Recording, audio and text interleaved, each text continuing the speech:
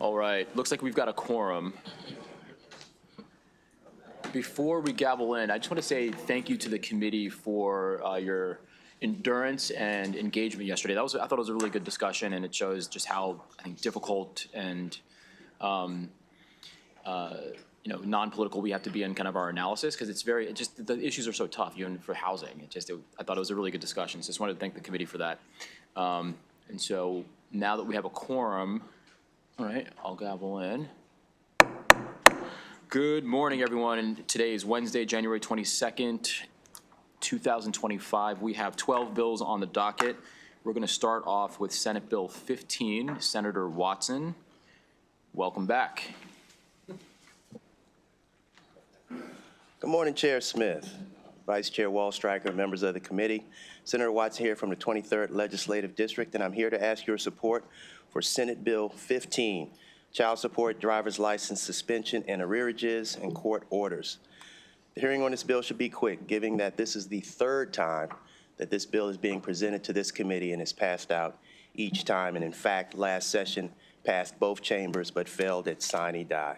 It's a very simple bill that is aimed at stopping the suspension of driver's license for those who are delinquent on their child support payments if their incomes are below 250% of the federal poverty level. That's about $38,000. The purpose of the bill clearly states that the state of Maryland intends to ensure that those parents have the ability to pay, and those who don't have the ability to pay are not unduly harmed. And that's the summary of the bill in a nutshell. The bill has two provisions. It says that anyone who makes less than 250 of the federal poverty guidelines cannot have the license suspended. And if you're making less than $38,000 and fall behind on your payments, you'll have some form of protection. The thought being that if the least of us we want to protect, and if you take away the driver's license, you further impact an individual's ability to go to work and try to make things right, to take care of your children. The second thing that this alters is that the bill in its current capacity says if you're 60 days late, you can have your driver's license taken. However, you have 128 days to become current if you have a commercial's driver's license. Now that is inherently unfair. It basically says the current bill, we know you have a CDL and that's your job. We're going to allow you to hold on to that longer. But those who don't have a CDL, we're going to take your driver's license. We want to clarify that as well. So in one case, it recognizes on one hand you have folks who need a license to get to work and currently totally disregards those who use their regular vehicle to get to work.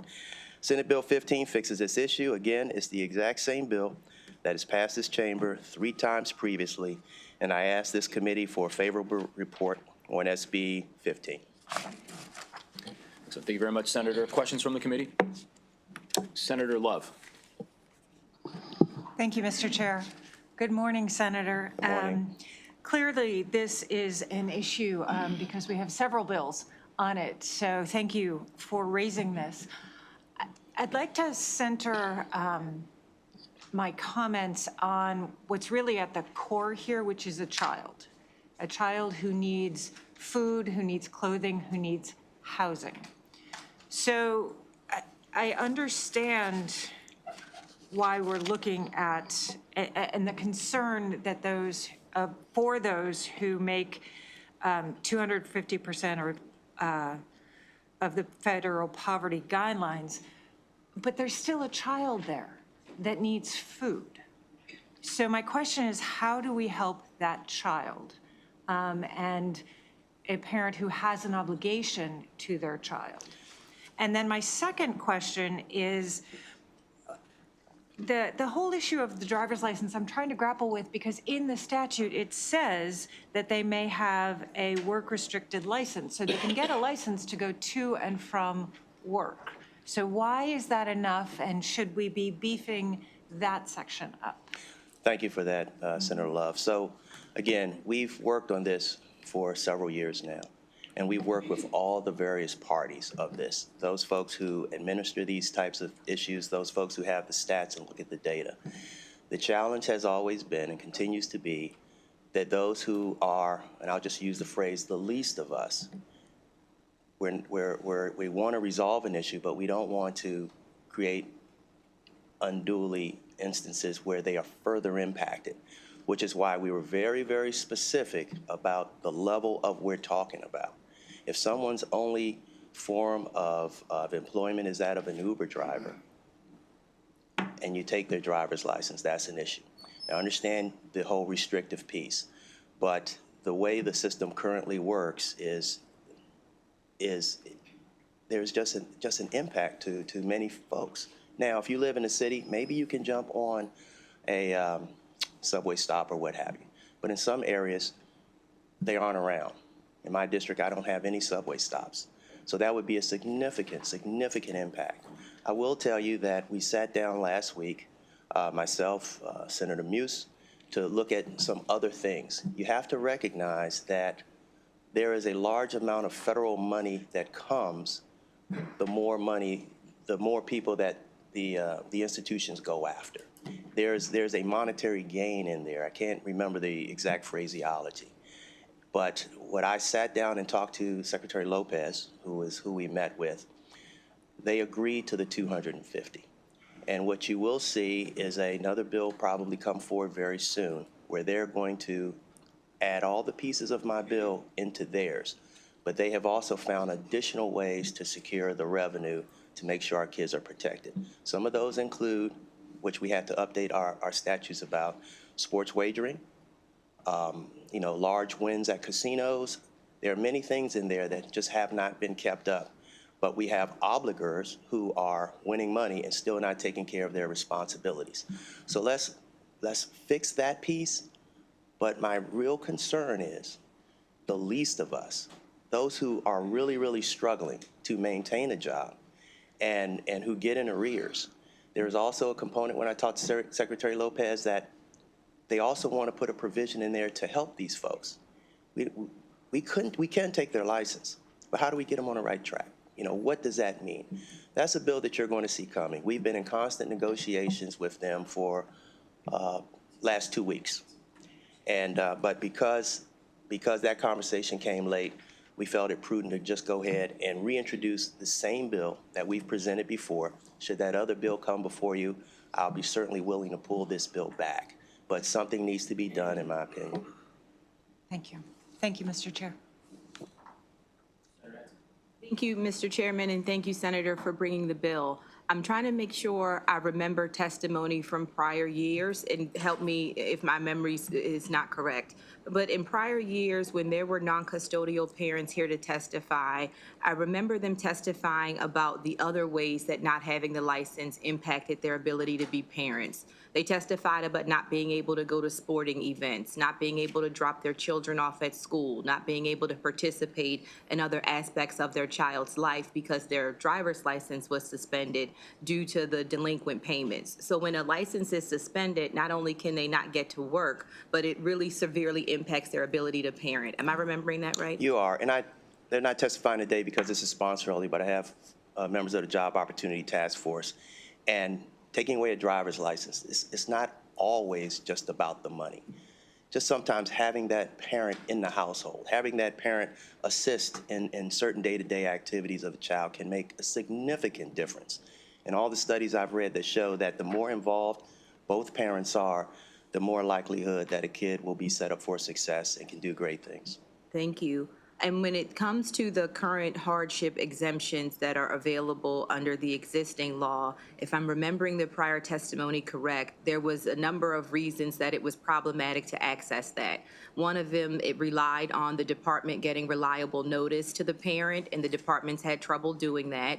Another reason is a lot of distrust. People feel like if they're behind in their child support payments and they walk into the office to try to take advantage of one of those exemptions, that they'll be arrested for not being in compliance. So for a number of reasons, putting that responsibility on the paying parent was just not working effectively. Am I remembering that right? I think you're right.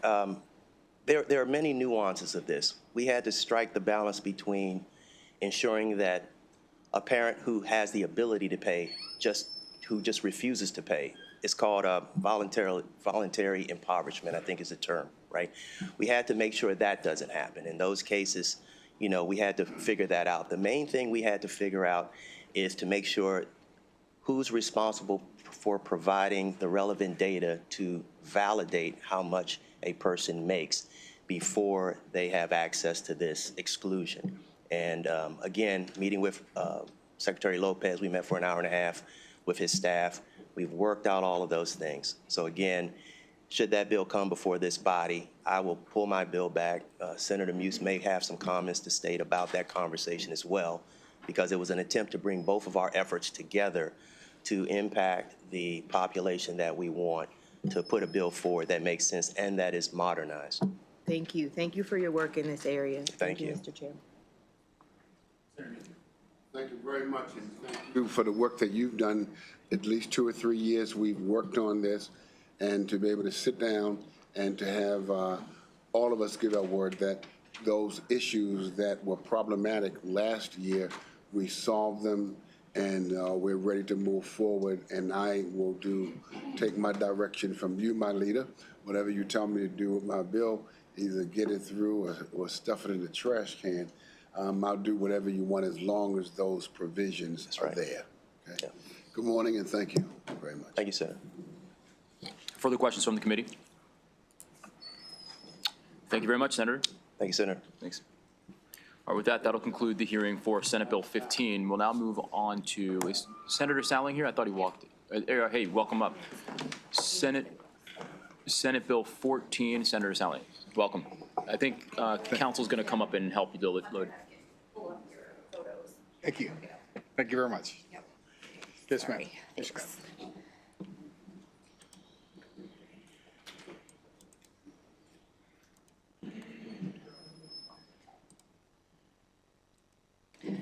So you can just, to get them, just move this button. Thank you.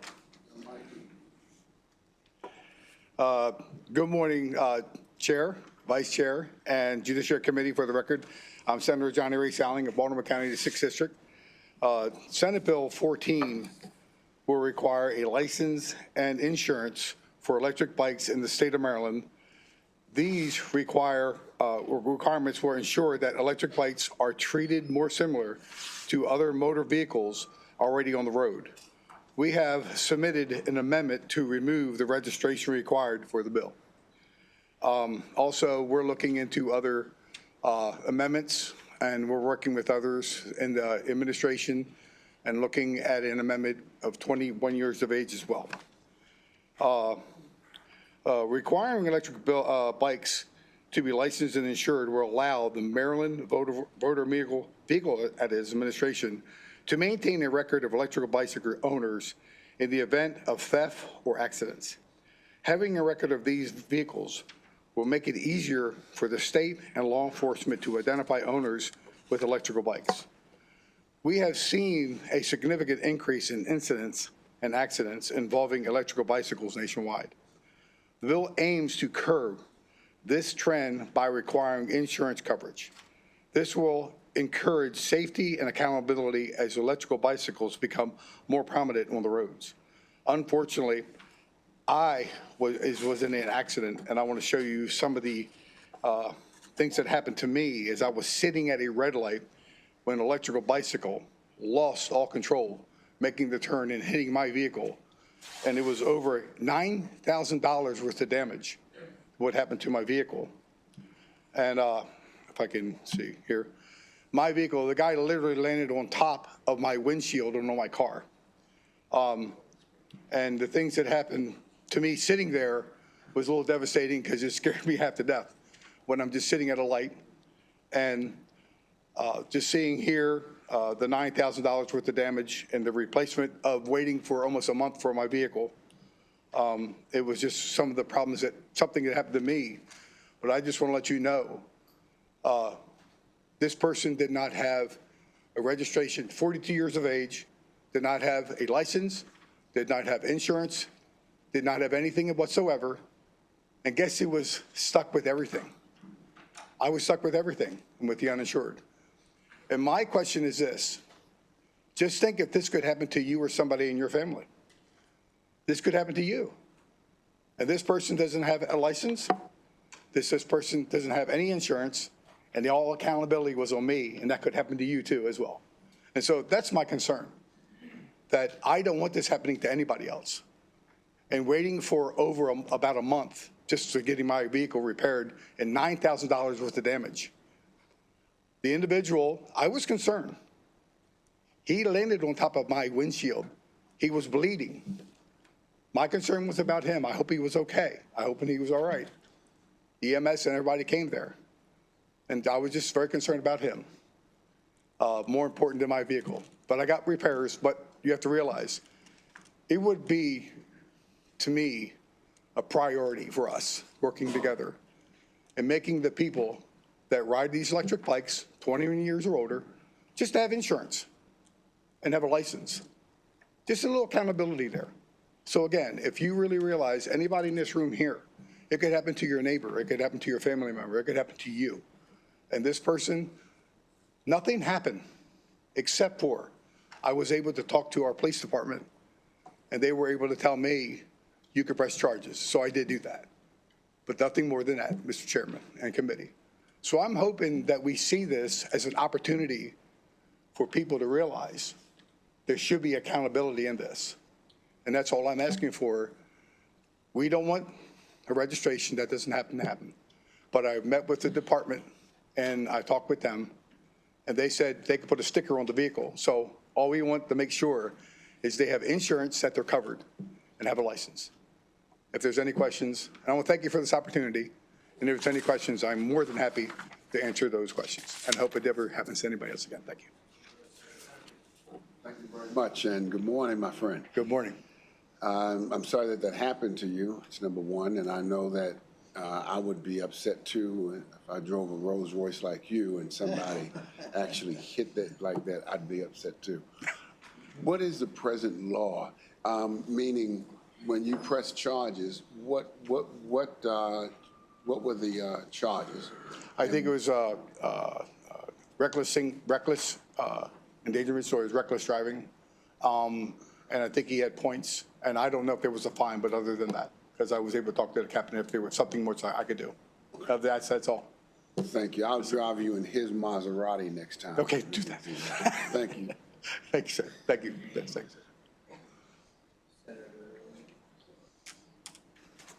Thank you. Just a quick question. In looking at the list of those who have provided testimony, I noticed that I did not see anyone from the insurance industry. Have you had any conversations with them? And if so, where do they stand? They have not reached back to me. I would love to have the opportunity to talk with them, but I would love to reach back to them to see how they feel about that. I would love to have that. Yes, sir. But under the current state of law, it's your insurance that pays for this then, right? The uninsured will already pay for everything. I had, of course, a cost. So it did pay. I did have to pay some of this. Again, I was sitting at a red light and it happened to me. So, but yes, sir. And they were on the road, not obviously they were on the road. They were on the road, making a right-hand turn and lost total control. And again, you can kind of see the damage of me sitting there and somebody landing on top of my windshield. And that's what happened, yes, sir. Any idea how, I see in the law it mentions that a class 3 bike can reach speeds up to 28 miles per hour. Do you know, and I'm asking just, do you know if they can go faster than that, or is that generally at the top speed of these bikes? I think he was going a lot faster than that when he made that turn. No, but in terms of bikes, do you know, is that the fastest? I don't know anything about electric I'm bikes. sorry, I couldn't answer that, sir. All right, But thank you. Thank you. If I may, Mr. Chair, to answer Senator Sidnor's question, for all disclosure, I rent electric bikes. And so the top speed is 28 miles an hour. But that doesn't take in consideration if you were coming down a hill, and it is what they call a pedal assist. So if you are going a certain speed, coming down a hill, and you kind of paused, it is going to engage. But that would be for any bicycle and for those type of things. So, yes, sir. It's the beauty of the citizen legislature. You got people of all sorts of backgrounds. Great. Further questions for the senator? Excellent. Thank you very much. Thank you very much, sir. Thank you. that'll conclude the testimony for the proponents of the bill. We have one witness signed up in opposition, Mr. Grimes. Welcome. Good to see you. Thank you, Senator Smith and committee members. My name is Seth Grimes. I am representing the Washington Area Bicyclist Association, which has around 1,200 Maryland members. Let me start by expressing my sympathy to the senator for his experience. I'm glad that the incident was limited to property damage. E-bikes are not hugely heavy and don't travel at the kind of high speeds that a larger and heavier vehicle travel at and inflict greater damage, including bodily damage. I do note that you said that you have an amendment to remove the registration requirement. There are quite a few Maryland jurisdictions that have voluntary free registration programs. They include Montgomery County, Baltimore County, the Baltimore City Sheriff's Office, Frederick Police Department, City of Annapolis, as well as WMATA. These programs are vital for theft recovery and are available now. So theft recovery can be covered through these voluntary programs, and the state might consider a voluntary free program. Each piece of legislation that you evaluate has a cost-benefit analysis. In this case, we're talking about electric bicycles. I will quote from a 2023 Environmental Law and Policy Center paper. Electric bikes create no carbon emissions or air pollution while riding, but even considering the impacts of manufacturing, electric charging, and food for the rider, an e-bike is responsible for 93% less climate impact than a fossil-fueled passenger vehicle per mile. Simply put, e-bikes are the greenest, the most energy-efficient form of transportation, and we should be doing everything we can to encourage their use rather than to provide impediments to uptake. The administrative and financial cost of, well, not a registration, but titling and insurance would add significantly to the burden on anyone who wants to ride an e-bike. I'm picturing police officers being directed to pull over e-bike riders for not having the proper insurance, checking their papers. This is a law that is not going to add much, and while I sympathize with the senator, I think we should be doing everything we can to encourage e-bikes. So I oppose this. Thank you. Excellent. Thank you very much. We have, Mr. Grimes, we had one question from Senator Sidnor. Thank you very much. Now, you said you sympathize with the senator. I'm curious, do you have a solution for the senator and for others that might be in this situation where essentially they're carrying the cost of someone's negligent, this bike rider's negligent action? Where I didn't get in my testimony, of course, people always write out more than they can speak, is that the number of citations issued for bicycling infractions is vanishingly low compared to motor vehicles. While I sympathize, truly I do. I was hit by a pickup truck myself on a bicycle in the District of Columbia a year and a half ago, and I know the pain involved. While I sympathize cost-benefit analysis in any legislation, the number of infractions and the threat to public safety here, to me, does not justify the titling requirement. I hear that, but what do you think is a solution? Because fine, at large, it may not be an issue, but for him, it was. Right. I am not sufficiently familiar with Maryland insurance regulations. I assume that the senator's own insurance covered him just as it would have if he had been hit by an uninsured motorist. I don't have a solution standing for you right here, but fine. I recognize the issue.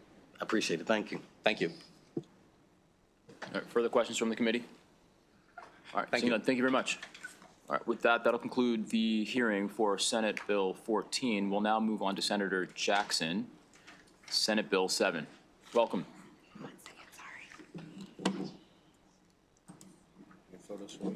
There you go.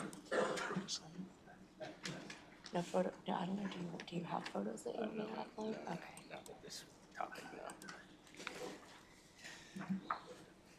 Could you have him behave over here on this side? You know, I have no control over. Good morning, Mr. Chairman, Mr. Vice Chair, members of the Judicial Proceedings Committee. Good to be back. Today's legislation, Senate Bill 7, Human Trafficking Training and Response, See Someone, Save Someone Act. The bill is a piece of legislation which would help to stop the spread of the crime of human trafficking in our communities, and to bring about an end to the suffering endured by the victims and their families. It's a reintroduction to last year's piece of legislation. This year it's been narrowed to apply specifically to the Department of Transportation. The bill would do a few straightforward and simple things. It would require the Department of Transportation to put in place both a human trafficking recognition, education training program curriculum, offering guidance to employees and contractors of Maryland transit agencies on ways to recognize and respond to the signs associated with human trafficking, as well as a reporting procedure would be put in place when these crimes are recognized. The program will be applicable to state employees working at transit stations, airports, port facilities, bus stations, highway rest stops, as well as state employees providing transit service. Employees employed under a contract with the state would also be required for the training. Additionally, the legislation will require, to the extent practicable, audible public service announcements as we hear as we're walking through train stations, airports, and the like, reminding folks of the scourge. Maryland transit stations, airports, port facilities, and highway rest stops sharing resources for victims of human trafficking. Incidentally, such programs and announcements are readily available through the United States Department of Homeland Security. This legislation, members, piggybacks off of a piece of legislation that I've partnered with Delegate Eric Ebersol over the last couple of years, and where we've created benchmarks with our hotel and innkeepers across the state. That was a successful piece of legislation that you were instrumental in. As you may know, through my profession, this is something that doesn't seem to go away, ladies and gentlemen, and it's something that we can't turn our blind eye to, and it's something that we will continue to come forth with yet another way of thwarting this heinous crime, ensuring that law enforcement as well as our community has the resources to be able to report such incidents is vital. I'm confident that we can get behind such a piece of legislation. Mr. Chair, with that, we're asking for a favorable report, and I believe we have a couple of advocates that will be here as well today to speak on this matter. I stand for questions. Thank you. Sure, we'll bring up your sponsor panel. Heather Melson, Paul Ellington, Diana Beeson. I don't see them. Oh, there we go. Ms. Beeson, are you? Oh, so you're favorable with amendments? Favorable with amendments. Excellent. Well, let's hold on, take questions from the senator real quick, and then we'll move on to favorable with amendments. Cool. Senator McKay and then Senator West. Thank you, Mr. Chairman. Thank you, Senator, for bringing this good bill. Just want to, it does talk about a just about under a $500,000 expenditure out of the Transportation Trust Fund. Just an opportunity to speak about that. And then Yes. I'll have a follow-up. Yes, no, I appreciate that. We've been working with the Department of Transportation for a couple of years now on this matter. We believe we will take them at face value. We are actually looking at that amount. The last time any of us were on a transit system, there are many announcements that are going on during that entire time. Don't leave your bag. Make sure you keep a hold of your child or something. So we are talking to them about that cost. It is a one-time cost starting up the system. After that, you will see in the fiscal note that there is zero cost. Okay. So the $455,000 is something that we're speaking to them about. And I guess my follow-up is I'll end it with it, isn't that so? I'm glad to see us putting in legislation that is not punitive. It doesn't beat somebody over the head with government, but yet we are educating people. Yes. And I go back to Litter-Free America. In the 70s and 80s, we did a wonderful job of teaching people that we were supposed to pick up trash after ourselves, leave it a better place than we found it. And it was through those educational, Yes. such as these, that we're able to solve a problem. So isn't that so? That is so. Thank That you, is Senator. Thank you, Mr. Chair. I want to follow up on Senator McKay's comments or questions. I'm looking at the fiscal note, and it is a large fiscal note of $455,000, but I noticed I preface this by saying I'm not somewhat skeptical about many of these fiscal notes. Yes. These one-time programming costs in two of my bills, in one case, and they're both modest bills. In one case, it was projected to be $1,300. In the other case, it was $176,000. Yes. So I'm wondering who in the world is giving this information. So in this case, of the nearly $500,000 fiscal note, it says each affected employee earns 2 hours of overtime pay to receive the training, and that at a total cost of $330,000.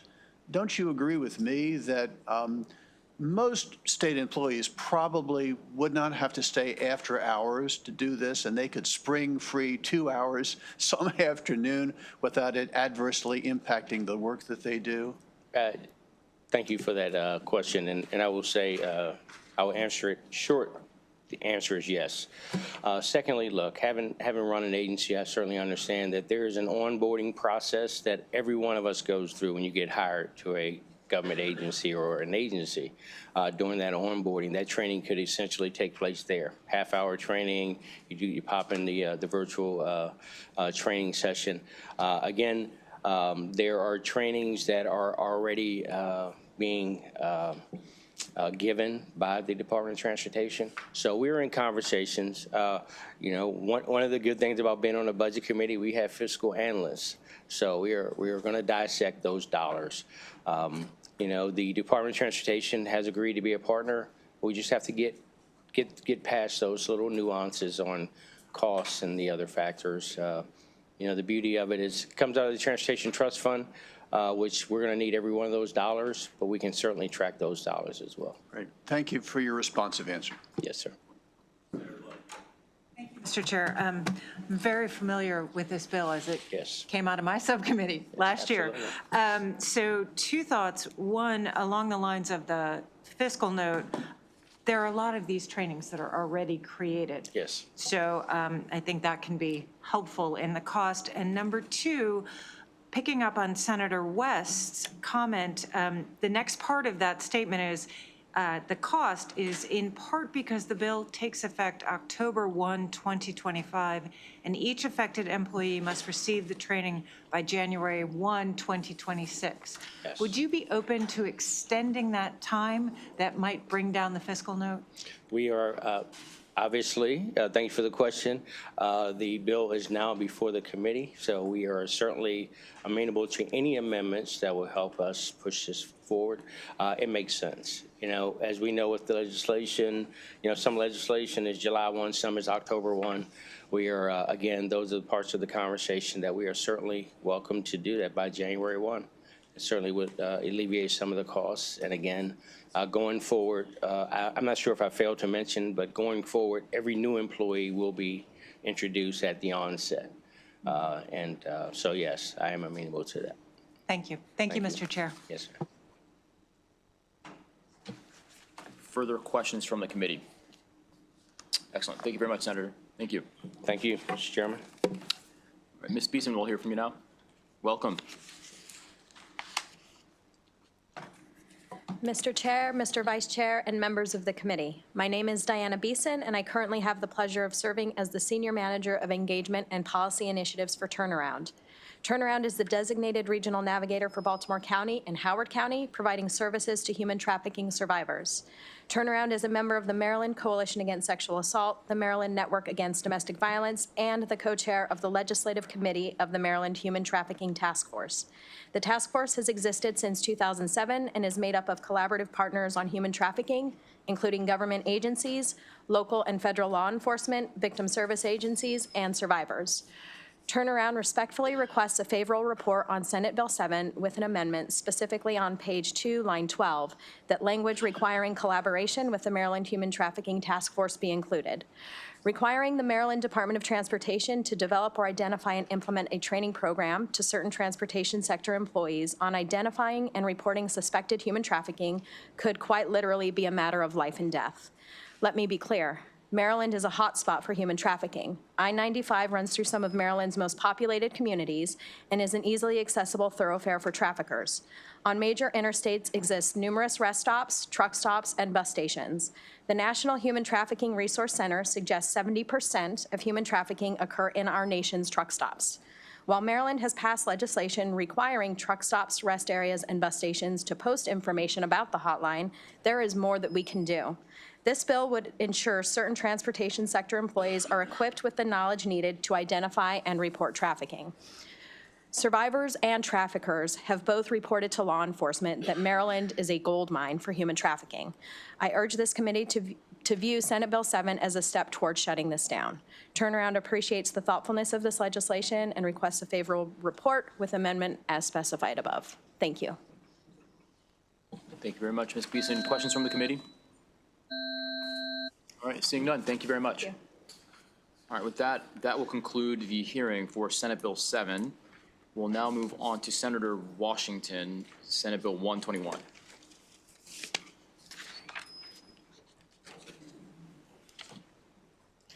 Thank you, Mr. Chairman. For the record, Senator Alonzo Washington here to present on Senate Bill 121. I was talking to my staff earlier today, and I looked down the list of bills, and I said to myself, I have another bill in JPR? And I was happy to be here.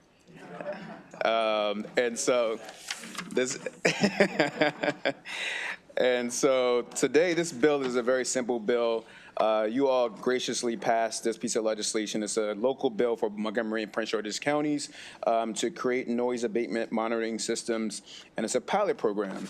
Unfortunately, what we're hearing from both of our counties is that the 2 years that this bill allowed for a pilot program isn't enough time to get the information that you all wanted. So we're asking for an extension of 2 more additional years to 2027. Instead of 2025, which will be this year. And Montgomery County passed the enabling legislation last fall. Prince George's County passed it, I believe around the same time, actually last fall. No, Montgomery County passed it in the spring. We passed it in the fall. And so we're asking for an extension just so that they can have more time to implement it and get more information back to you so we can have a full-fledged program that'll help us in just decreasing the noise levels that happen in our counties and in our areas. Again, this is a local piece of legislation. I've heard from my constituents on a daily basis that they keep hearing these loud muffler sounds go up and down their streets. And unfortunately, we can't have our police officers sit on the corners waiting for these sounds to go off so they can go and intervene. This is a pilot program. There aren't any fines associated with it right now. Obviously, we're going through the process of trying to make sure that we can implement it with fidelity and ensure that we can pass some meaningful reforms in the future. And hopefully we'll have them all over the county, all over the state. Places like Frederick County might want them. So thank you, Mr. Chairman. With that, I ask for a favorable report on this local bill in Montgomery and Prince George's County. Thank you.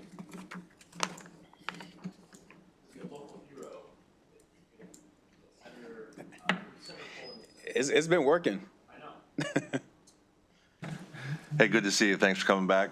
Well, Frederick County, I don't know that we want this bill, but I know you cleverly threw that out there. I appreciate that. So this bill, you guys just passed the language of the legislation for each district. Is that correct? Yep. So has it been rolled out at all? Prince George's County has not rolled it out completely yet, and I think Montgomery County is probably more advanced than where we are. Okay, so we don't have anything at this point to say like how many stop or how many have been cited or anything. Yeah, nothing. And the report is asking for 2025. We're asking for an extension to 2027. So we can get 28, right? Oh, 28. Yeah, so we can get more. Okay. All right. Thank you. Yep. Thank you, Mr. Chair. I love supporting local bills. But you kind of tripped and said, hopefully we'll get this statewide. I meant enabling statewide. Yeah.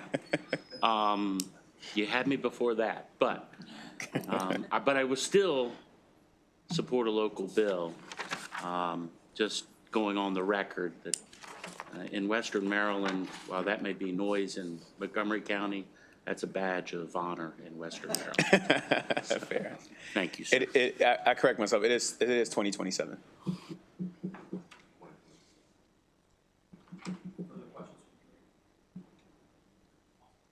Thank you, sir.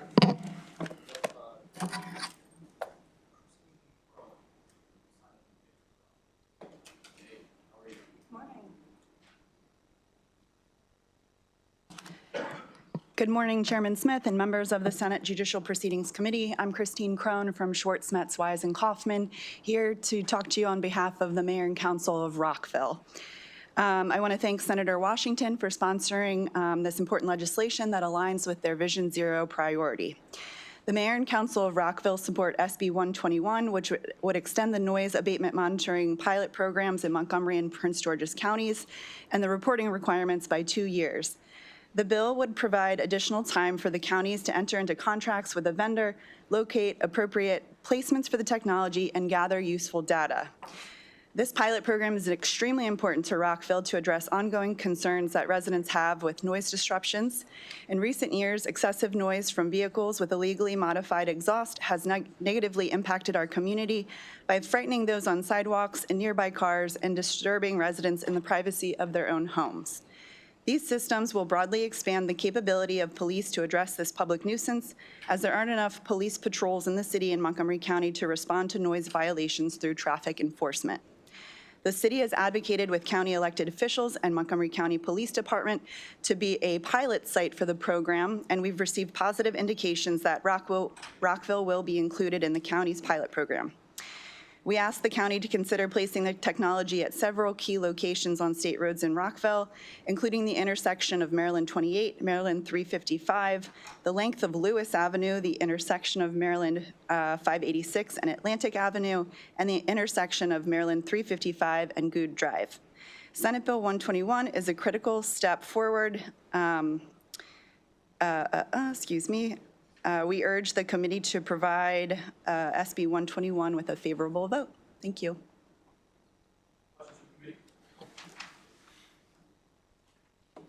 Okay, thank you very much. Thanks.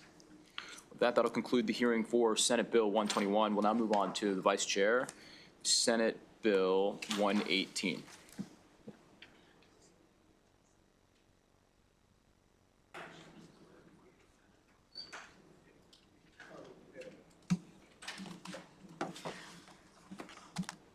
Thank you, Mr. Chairman, members of the committee.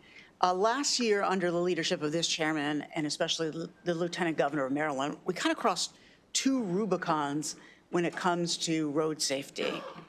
The first Rubicon we crossed was a philosophical one. We agree that when it came to cameras in work zones, folks should be held accountable based on the danger they presented to society. And so if you're just going a little bit over the speed limit, you get a nominal ticket. But if you're going substantially over the speed limit in a work zone where there are, in fact, workers, the accountability would be much higher, because the risk that you pose to society is much higher when you're doing that bad act. And so that was an important philosophical decision that we made last year, and in an overwhelming fashion. The second Rubicon that we crossed last year was a technological and administrative one. We realized that tiered fines were not difficult for speed cameras and those who administer speed cameras to handle, that the cameras could register which tier you are in, and those who manage the speed cameras could appropriately send out a ticket that reflected what tier you were in.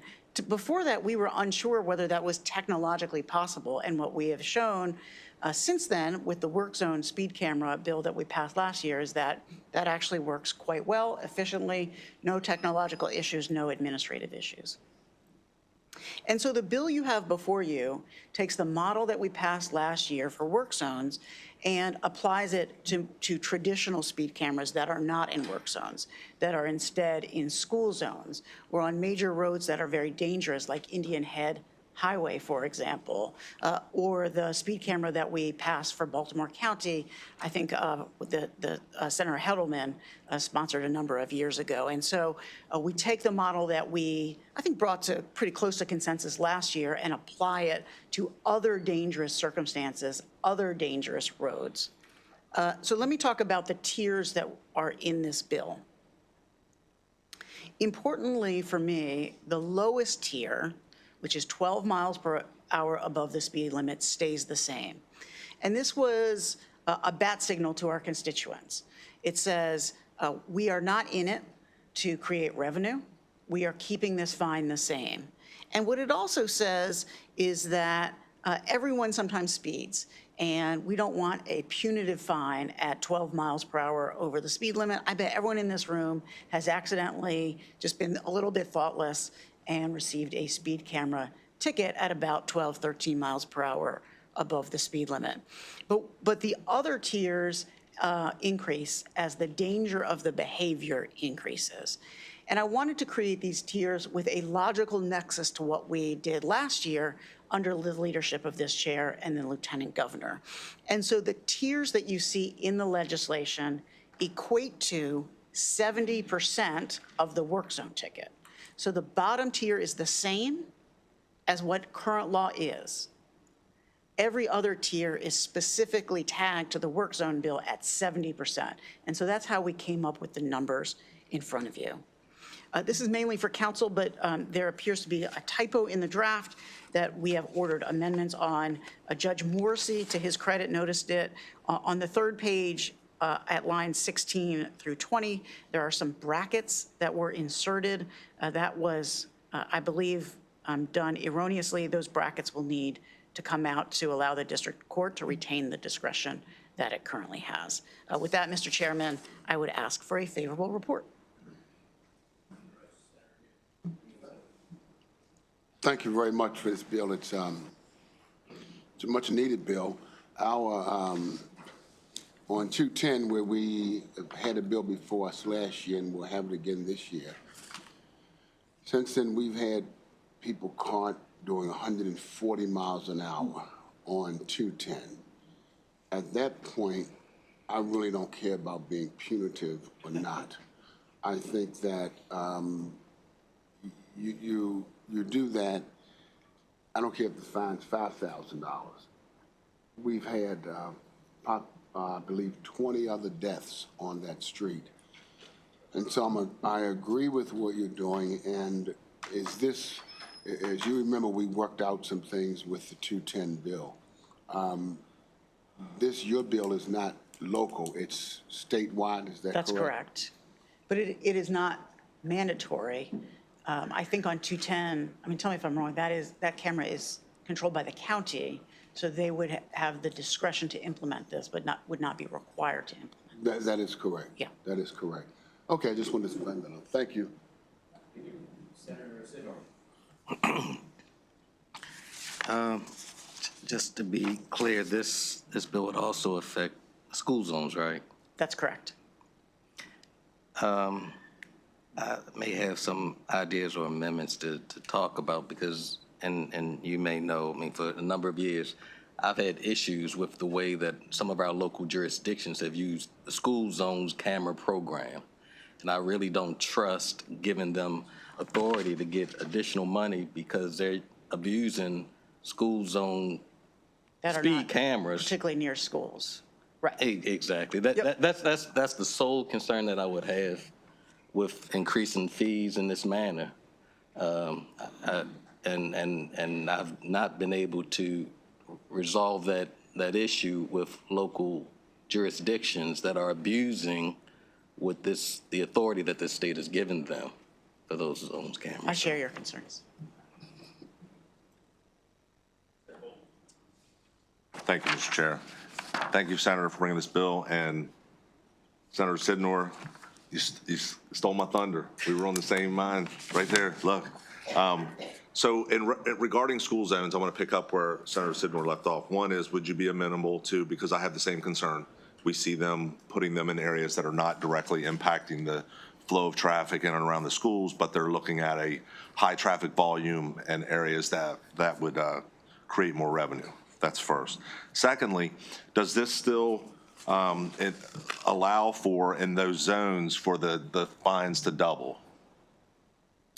So I'm not sure the current law for school zones, and I know Montgomery County structure is a little bit different. Mm-hmm. And I think Montgomery County, for the school zone cameras, there are specific hours in which they are active.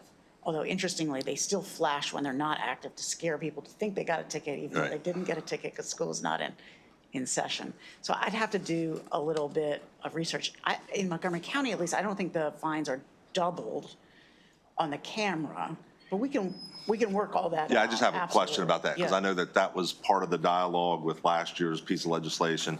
And then I just want to be clear on what I heard. You're saying that this fee schedule or fees that you set up in this bill are at 70% of the ones we did last year? I believe so. Okay. With the exception of the lowest tier, which remains Which was being the same. Okay, thank you. So, thank you. Further questions from the committee? All right, seeing none, thank you very much. All right, we'll bring up the next panelists. So Mr. Grimes, Ms. Crone, Joshua Feldmark, are you? Thank you, Chair Smith. Thank you, Senator Waldstreicher. I'm Seth Grimes with the Washington Area Bicyclist Association. Reckless and negligent driving takes a terrible toll on Maryland residents and visitors. Maryland experienced 553 road fatalities in 2024, 90 of them speed-related. Senator Muse mentioned Maryland 210, Indian Head Highway. I believe the figure is 95 deaths on Indian Head Highway since 2007, the vast majority speed-related. Traffic enforcement, if penalties are sufficient to provide an effective deterrent, is a key tool in taming reckless and distracted driving and speeding in particular. Speed kills. According to the Federal Highway Administration, quoting, studies clearly show that higher speeds result in greater impact at the time of crash, which leads to more severe injuries and fatalities, end quotes. But current speed camera enforcement fines are too low to provide an effective deterrent.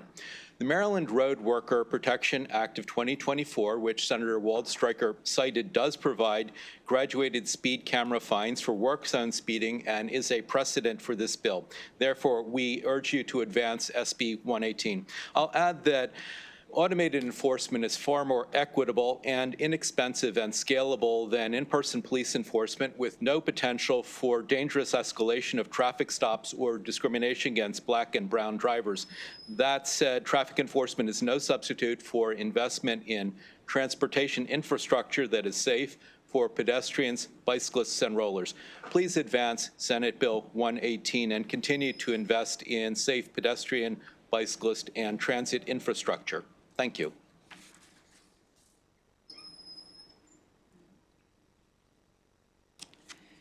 Good morning, Chairman Smith and members of the committee again. My name is Christine Krohn from Schwartz, Metz, Wise, and Kaufman, here to testify on behalf of the Mayor and Council of Rockville. I don't have any additional information to add to what has already been said, just again that this is aligns with Rockville's Vision Zero priority, and we urge the committee a favorable vote. Thank you.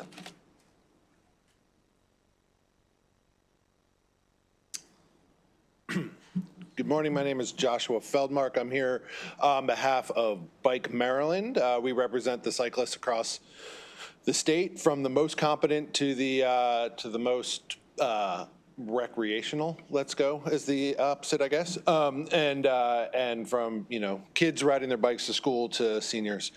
And it's good to be in front of this committee again. Congratulations to the two new members. It's fantastic to see you guys here.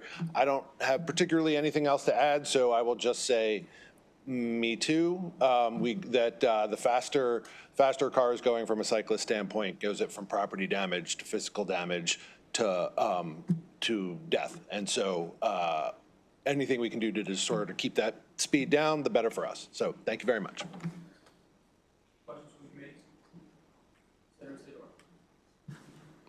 Many of your organizations over the past few years, when legislation was introduced to decrease the school zone from a half mile to a quarter of a mile, opposed it and said that it would make the roads less safe. Again, if we're talking about penalizing and increasing these fees, with my concern being that the local jurisdictions do or use these programs appropriately, and not use school zone cameras as neighborhood cameras, what would you say, what would you think about an amendment to the bill making that modification? I'm sorry, that was so funny. All three just turned in unison.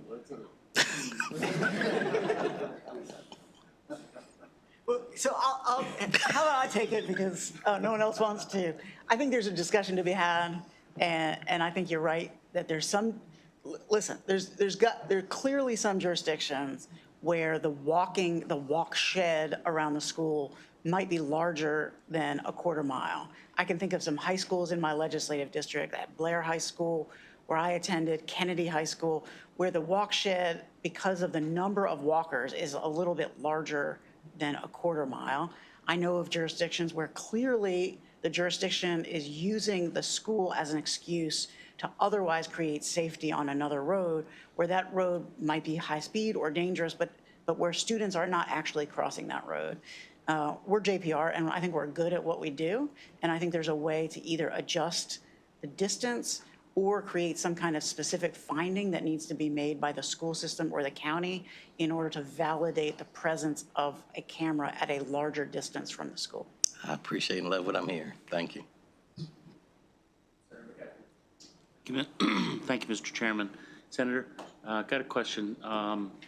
There's a letter, and we'll hear from, I'm sure, MACO, but their support with amendments. Are you aware of their amendment? I am, yeah. So MACO wants to have this kind of be where the counties can determine the fine up to the level that is created in this bill. I am open to that idea.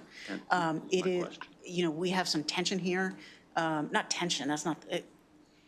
MACO would like this discretion. I would like to give it to them. But if you were to look at the work zone bill last year, they asked for such discretion, and we did not provide it. And so I want to be consistent with current law, with what we did in the work zone, even as philosophically I understand what MACO wants to do. And so I think we'll just have to make a decision as a committee. So as a statement, I think that while they are both within the same subject, I think what has happened in the work zones and that kind of stuff is much different. And I think to give the discretion, so Makes please sense be to open me. for that. I think that you would win some support from myself if we were able to do that. Sounds good. So thank you, sir. Further questions from the committee? All right, thank you all very much. Thank you. We'll now hear from Mr. Tippery and then Ms. Sample, Sarah Sample.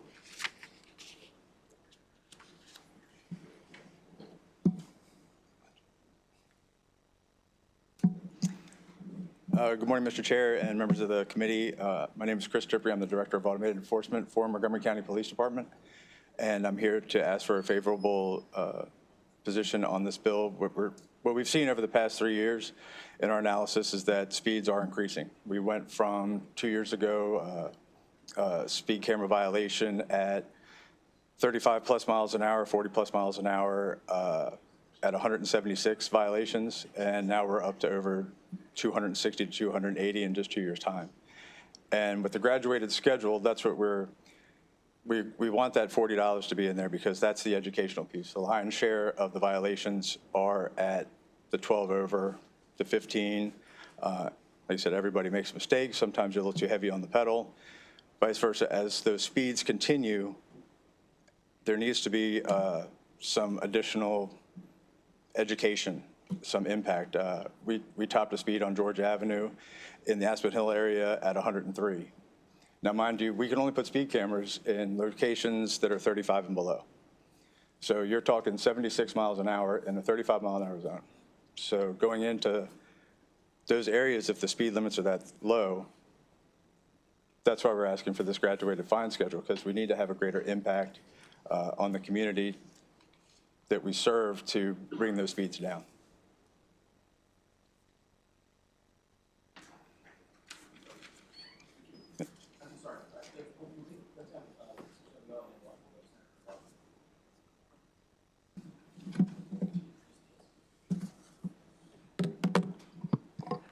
Good morning. Thank you to the chair and the members of the committee for having me today. My name is Sarah Sample. I'm from the Maryland Association of Counties, and we are here to support with amendment Senate Bill 118.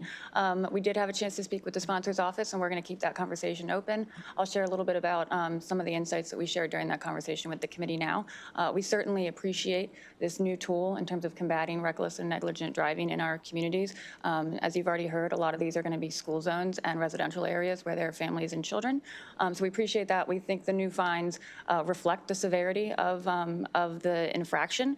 We're just a little bit concerned about the flexibility and wanting to make sure that we have some local discretion when it comes to any mitigating circumstances that might occur in these situations. So the things that we're talking about are things like first-time offenses or new drivers. We could also be talking about, we have some cameras where they are being effective and they're driving down violations, but we might have some problem areas where you're seeing just a lot of citations no matter what. And we like the idea that we could deploy this in a targeted way rather than a mandatory way, because while we appreciate the new penalties, we just want to be sensitive to the burden that it can put on residents when they're getting these citations. So for those reasons, we would support this with amendments on Senate Bill 118. Thank you. Thank you, Mr. Chair. Good afternoon. This is actually for Chris. Okay.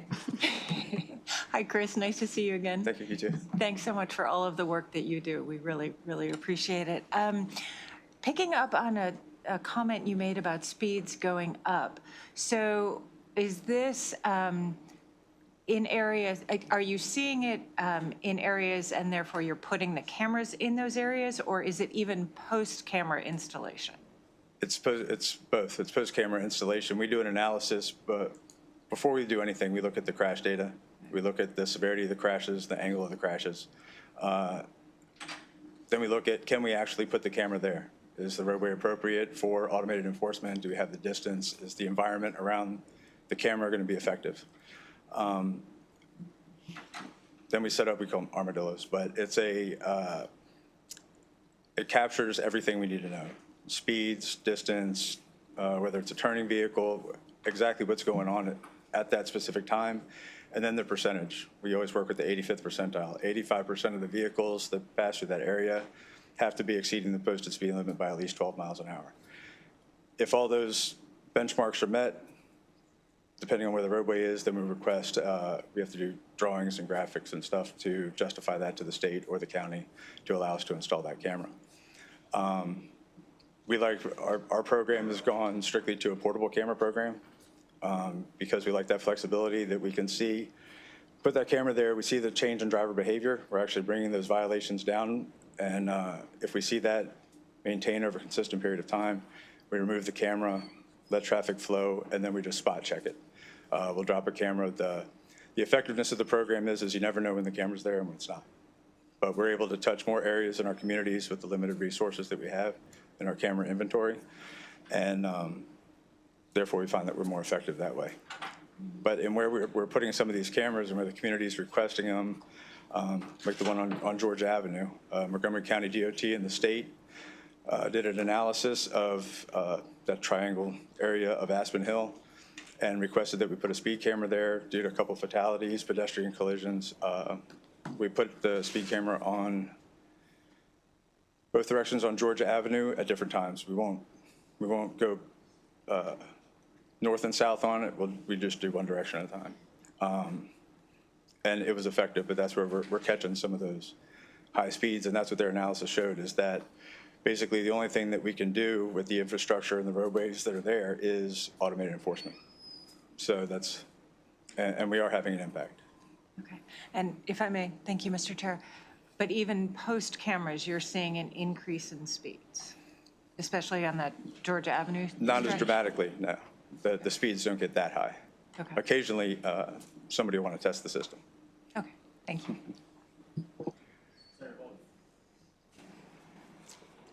Thank you, Mr. Chair. My apologies for the brief indulgence. So thank you for coming out. And I mean, this may have actually been better for the bill sponsor because I was just looking through it again. But I'll ask you guys. When I'm reading the bill, it says that the school zone with a speed limit of at least 20 miles per hour. So as I recall, a lot of school zones, when children are present, reduce their speed to 15. So in reading this, would that mean that this is no longer not enforceable or allowed to be posted in those locations?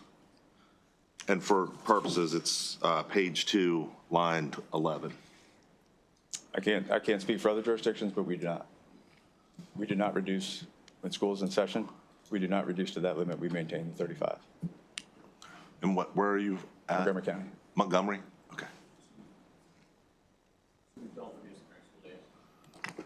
Well, I can't speak for other So jurisdictions. if we're talking about safety, my question is this. If we're talking about safety, you're telling me that when students are present and you know that there's foot traffic happening, you're not adjusting the speed limit as the law allows you to do to slow down the 3,500-pound projectiles that are zooming past the school. You're leaving the speed limit up at 35 miles an hour. Our school zones where we have the cameras, the speeds aren't that low. The areas our school zones are in are 35. So I understand that. They're regularly posted 35. So when no one's there on a Saturday, what's the speed limit on that road? It's 35, but we don't enforce on the weekends. State law only allows us to enforce during school days. I understand that, but we're talking about safety. So me being safety-minded, I would look at it as, if you're worried about safety and you want to slow down vehicles, why wouldn't you lower the speed, which is already what is a tool that's available to you in the state law? Because we're just looking to educate the driver, just like with any other. You're looking to educate them, so you're looking to get a fine.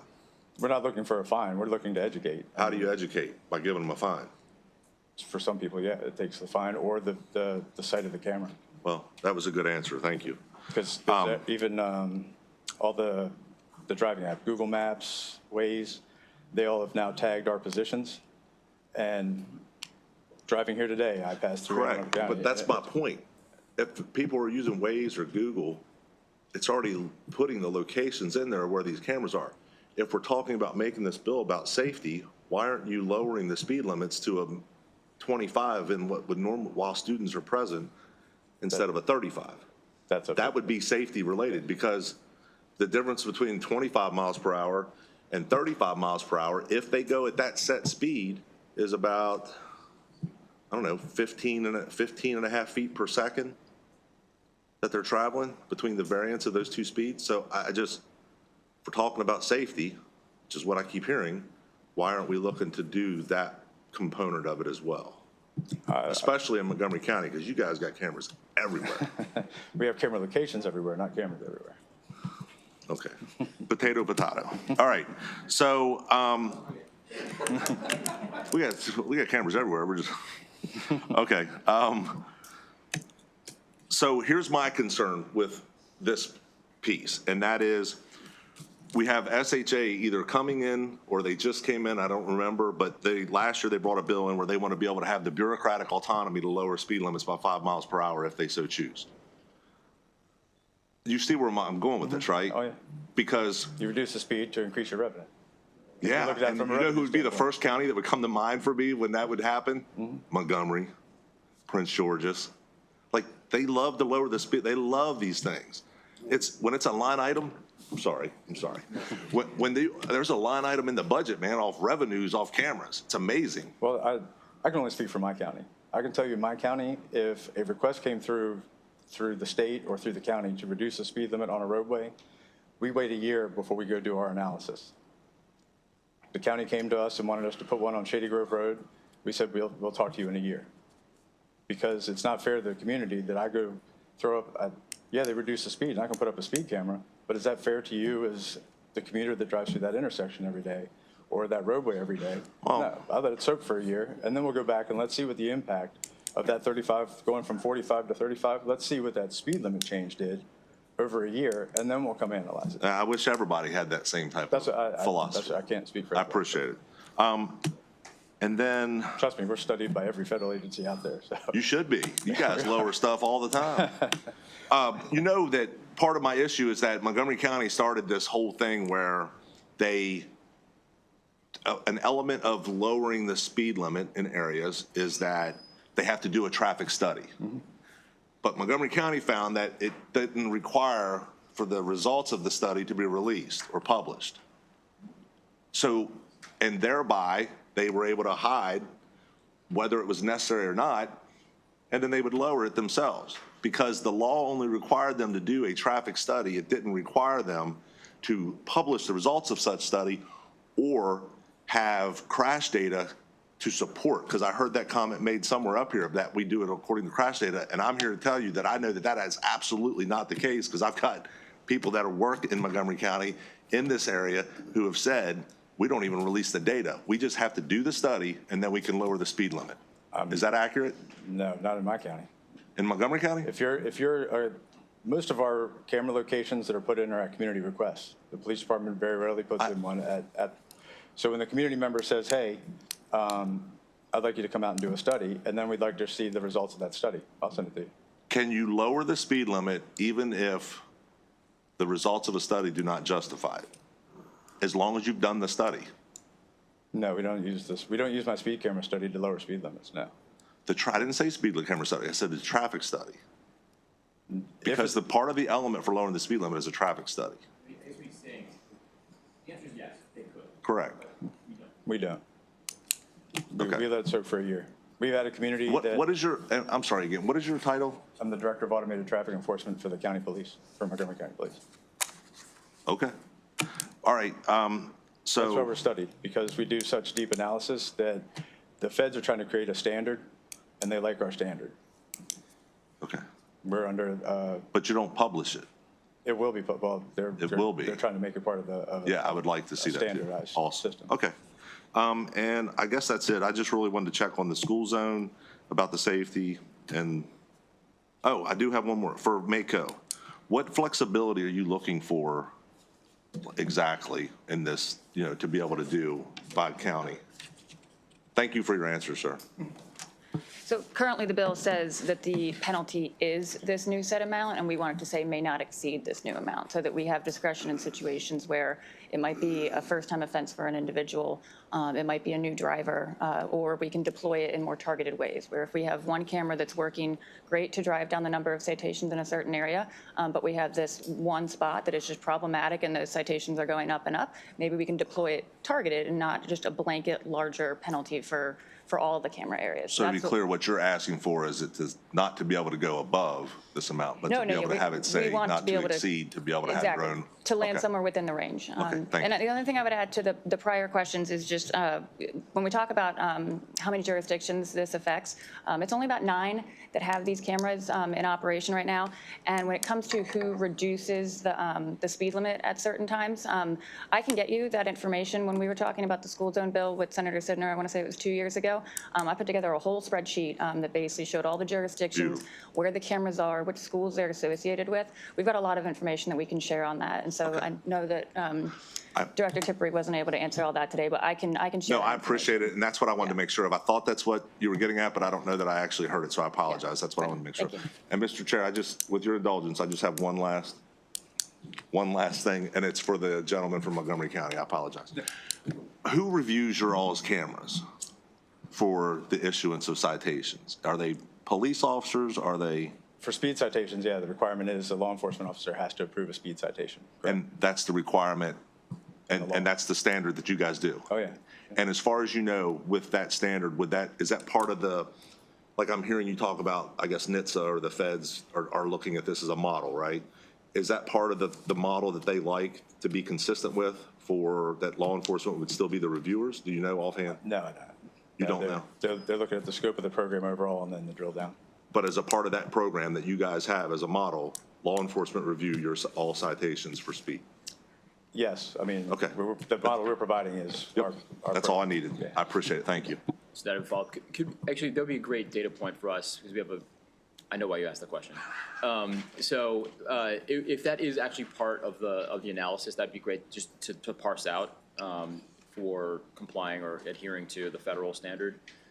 If officer review is a core component or an essential component of that, that'd be very illuminating for us, because we're about to have that discussion in a couple weeks. Yeah.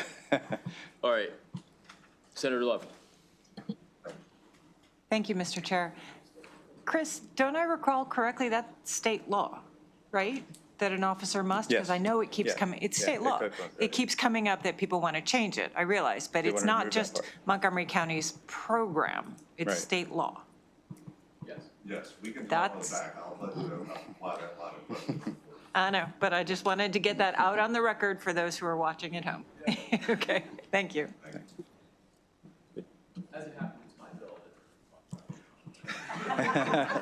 That affects my county. Further questions from the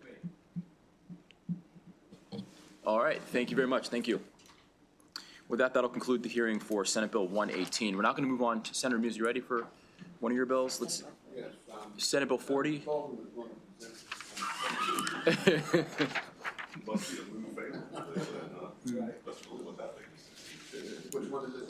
Senate Bill 40.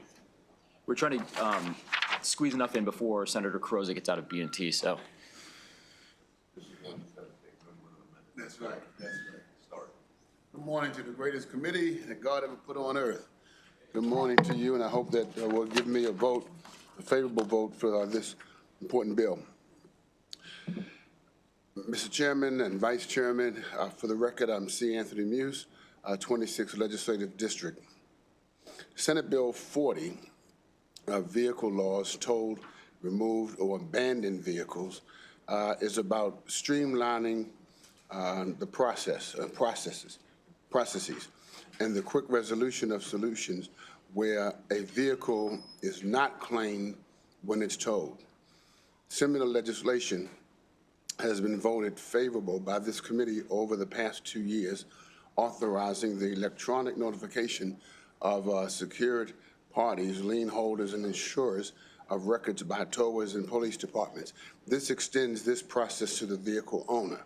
SB 40 provides additional protection to the vehicle owner by requiring Motor Vehicles Administration to make the notification using the vehicle owner's email address on file, and requires mail notification if the vehicle owner does not respond within 7 days.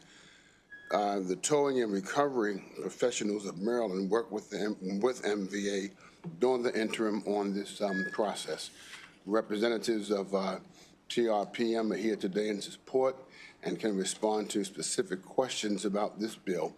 So I respectfully request the committee to give SB 40 a favorable report. Thank you very much. Questions from the committee? Seeing none. All right, thank you. We'll bring up the panel. We have Ms. Mansfield and Charles Parrish.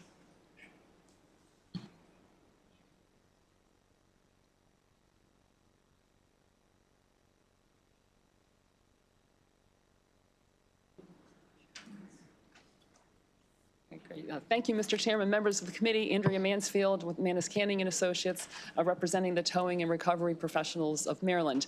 First, I really want to thank Senator Muse for sponsoring the legislation this session.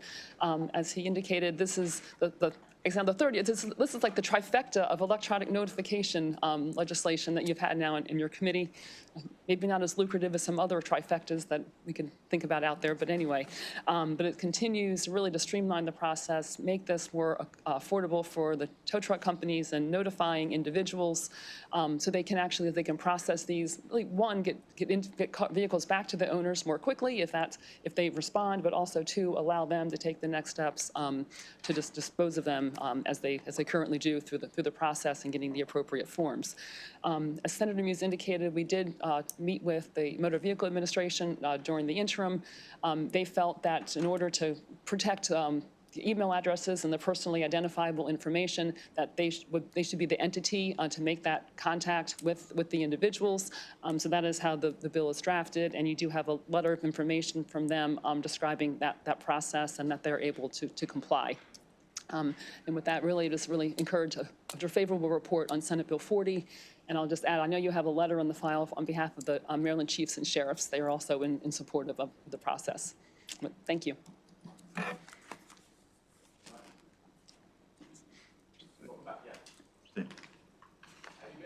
Hey, great to see you all again, and thank you for having me here today. Yes, I'm in favor of House Bill, and I thank Senator Muse. I also want to thank the Vice Chair for the last 2 years who sponsored electronic billing as well. And Chair, I appreciate everything you guys do here. It's pretty much a me too. With the mailing system that we do, it's a win-win for both the person that has the wreck or is trespassing on private property. The mail, as I've shown examples in the years past, we get letters 9 months later, going from Baltimore to Annapolis. Geico is one of the ones, and it gets returned. The storage fees become the big issue. This way they get immediate notification.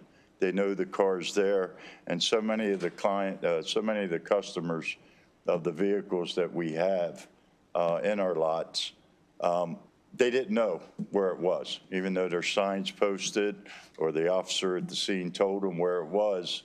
For whatever reason, whether they weren't the original owner, but somebody using the car, and then that bill gets high. And like everybody, I have to sleep at night, and I'm in an industry that, of course, nobody budgets for or wants to see in the morning. Nobody wants to see a tow truck for whatever reason. Nobody ever wants to see it, and nobody has it in their budget. So this is a way that we can streamline to cut the costs for them. And on the tower side, it allows us to free up space that we really don't have to begin with anyway. Our lots right now, presently, I mean, I'm blessed. I have 2 different locations in the Baltimore area and Harford County area. Right now, I have over 300 vehicles sitting on my lot waiting for somebody to either come and get or that I have to dispose of. So I would appreciate if we could get a favorable review on this and get it passed. And I thank you very much. Further questions from the committee? All right, seeing none, thank you very much. With that, that'll conclude the hearing for Senate Bill 40. Thank you. We're now going to go on to Senate Bill 179. I'm the only witness on that one. I think we have 1 witness signed up in opposition, so I'll go really quickly and then we'll go on.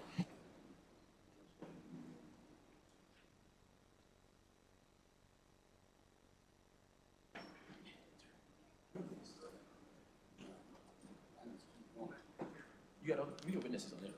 I think it's, all right, we'll do yours next then.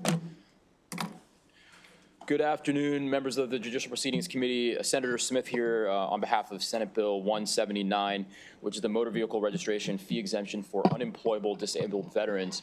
One of the benefits of military service is that you get a chance to interface with people and serve with folks that you wouldn't normally have occasion to kind of talk to and get to know. And so it's in that vein that I have cross-filed this with Delegate Griffith, who we've worked on a couple of these bills before in the past, so I want to thank him for his leadership and sponsorship on a number of veterans bills. So in Maryland, our MVA, we exempt fees for MVA licenses and registrations for a number of veterans who fall in a number of different categories. So folks that have served in foreign wars, you get special plates, but also we've exempted registration fees for folks who are 100% disabled. What this bill does is it allows for folks that are unemployable due to their service-connected disability to have to be slid into that exemption for their fee waiver for 1 vehicle. So it's a minor adjustment to a pre-existing waiver exemption. In Maryland, the fiscal note doesn't have a direct reference to how many unemployable veterans there are in Maryland. According to my conversations with Delegate Griffith, I think there are about 4,000 in Maryland that could potentially be eligible. So I'll dig into that to get more fidelity on that number. It caps. I told you it caps the exemption to 1 vehicle per registration per individual. In Maryland, there are roughly 98,000 veterans that receive some sort of benefit compensation due to their service-connected disability. With that, I would ask for a favorable report, and I'll stand here for questions.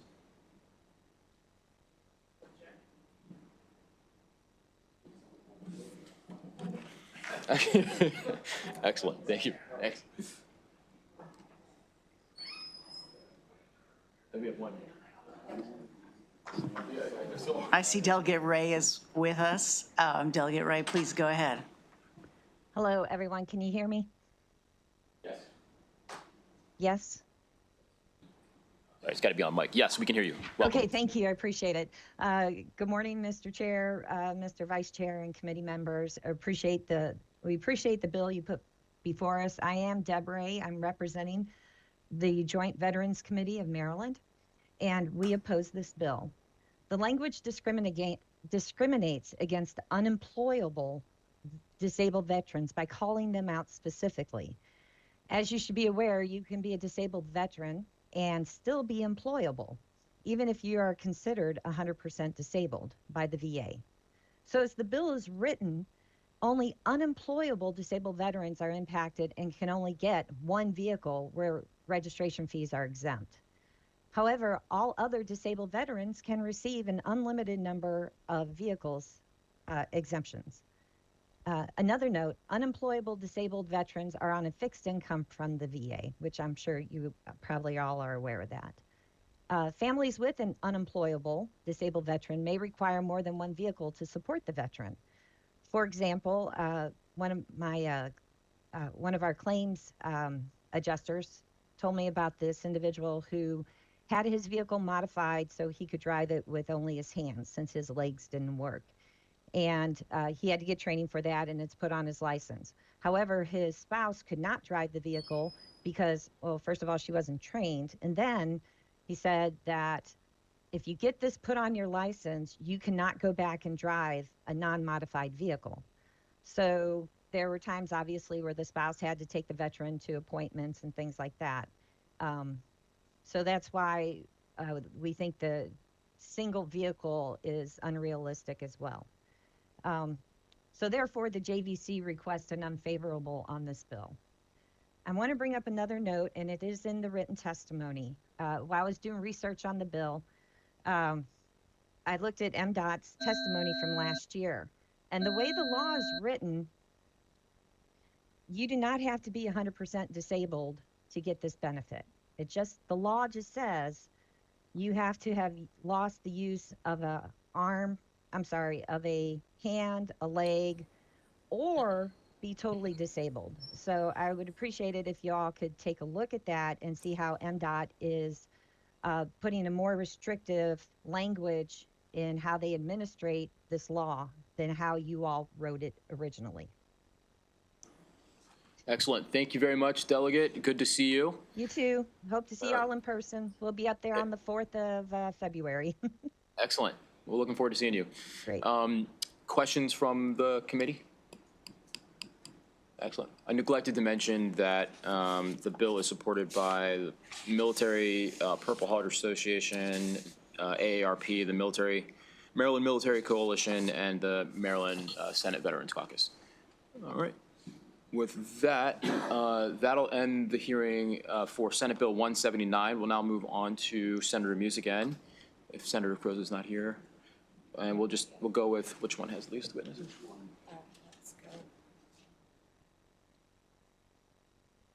Let's go Senate Bill 133. 133. Knock him out.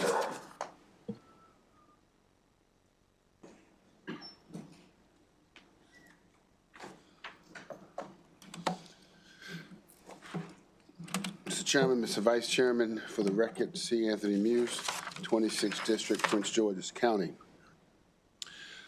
I have a sponsored panel that I would like to join me, Seth Grimes, Washington Area Bicyclist Association, and Joshua Feldman, Bike Maryland. This bill seeks to amend Maryland's transportation article to prohibit stopping, standing, or parking in bike lanes or bicycle paths. This proposal is crucial to the safety of both cyclists and motorists on our roads. Under Maryland's existing laws, motor vehicles are prohibited from stopping, standing, or parking in certain areas like intersections, sidewalks, and crosswalks to ensure the safe passage of vehicles and pedestrians. However, these provisions do not explicitly extend to bike lanes or bicycle paths, which leave an important gap in road safety. This proposed bill would address the gap by specifically prohibiting and stopping, standing, or parking vehicles in bike lanes or bicycle paths, directly amending Maryland Transportation Article 21-1003. And here's the rationale for this proposed law. When a motor vehicle is stopped or parked in a bike lane or bicycle path, it creates a hazardous obstruction for cyclists. Cyclists may also be forced to swerve into an adjacent traffic lane to avoid the obstruction, putting themselves at risk or being struck by motor vehicles. By prohibiting this behavior, we can ensure the cyclists have clear, unobstructed paths, reducing the likelihood of accidents and improving the flow of both bicycles and motor vehicles and motor vehicle traffic. This bill builds on existing protections already in place in Baltimore City, where it's already illegal to park in a bike lane. Statewide legislation would ensure similar protections in other jurisdictions, making our roads safe for cyclists across Maryland. Maryland would not be alone in implementing such protections. States and cities across the country, including Virginia, Washington, D.C., and Baltimore City, already have similar laws. Virginia's Department of Transportation prohibits parking in bicycle lanes unless otherwise indicated. The District of Columbia also bans stopping, standing, or parking in bicycle lanes. Baltimore City already has regulations that prevent parking in bicycle lanes. Baltimore City already has, by enabling SB 133, Maryland will align itself with these progressively safety-conscious policies and demonstrate its commitment to promoting safe transportation options for all road users. In closing, this is a necessary and timely step to improve the safety of cyclists and motorists in Maryland. By closing the existing gap in the law and ensuring bike lanes and bicycle paths shall remain unobstructed, we can reduce traffic conflicts and foster a safe, more efficient environment. I respectfully ask for a favorable report on this bill. Any one of you who want to go first? Thank you, Senator Muse, for introducing this. Mr. Chair, Mr. Vice Chair, members of the committee. Again, I am Seth Grimes with the Washington Area Bicyclist Association. We appreciate Senator Muse's remarks, pointing out that this is a safety measure for bicyclists facing an obstruction in a bicycle lane. They will be forced into traffic lanes, and they will also impede motor vehicle traffic if that happens. Senator Muse mentioned precedents, including a law in Baltimore City, in the state of Virginia, and the District of Columbia. The state of Florida, not exactly known as a progressive state on most fronts, has a similar law. Florida, in particular, is often very progressive on bicycling issues because they recognize the value for recreation, for tourism, for transit as well. And we would like to have that similar type of recognition here in Maryland. I spoke Maryland State Highway Administrator Will Pines called me on Friday, and we spoke for 15 minutes about this bill. We also spoke to the former Chief Safety Officer at the Maryland State Highway Administration, Joe Mogus, about this bill and attempted to address concerns. And I will highlight a few points that are often raised as concerns. Maryland State Code, Transportation Code, already includes an exemption from provisions like this for emergency vehicles and law enforcement. You can look at my written testimony. Maryland Transportation Article 21-106 provides an exemption for emergency vehicles, for emergency calls, fire alarms, medical emergencies, similar situations. Transportation Article 21-1003 has that the prohibitions would apply, quote, except as necessary to avoid conflict with other traffic or in compliance with law or the directions of a police officer or traffic control device, end quote. There are plenty of protections there that limit the applicability of this bill to make sure that it is not unreasonable.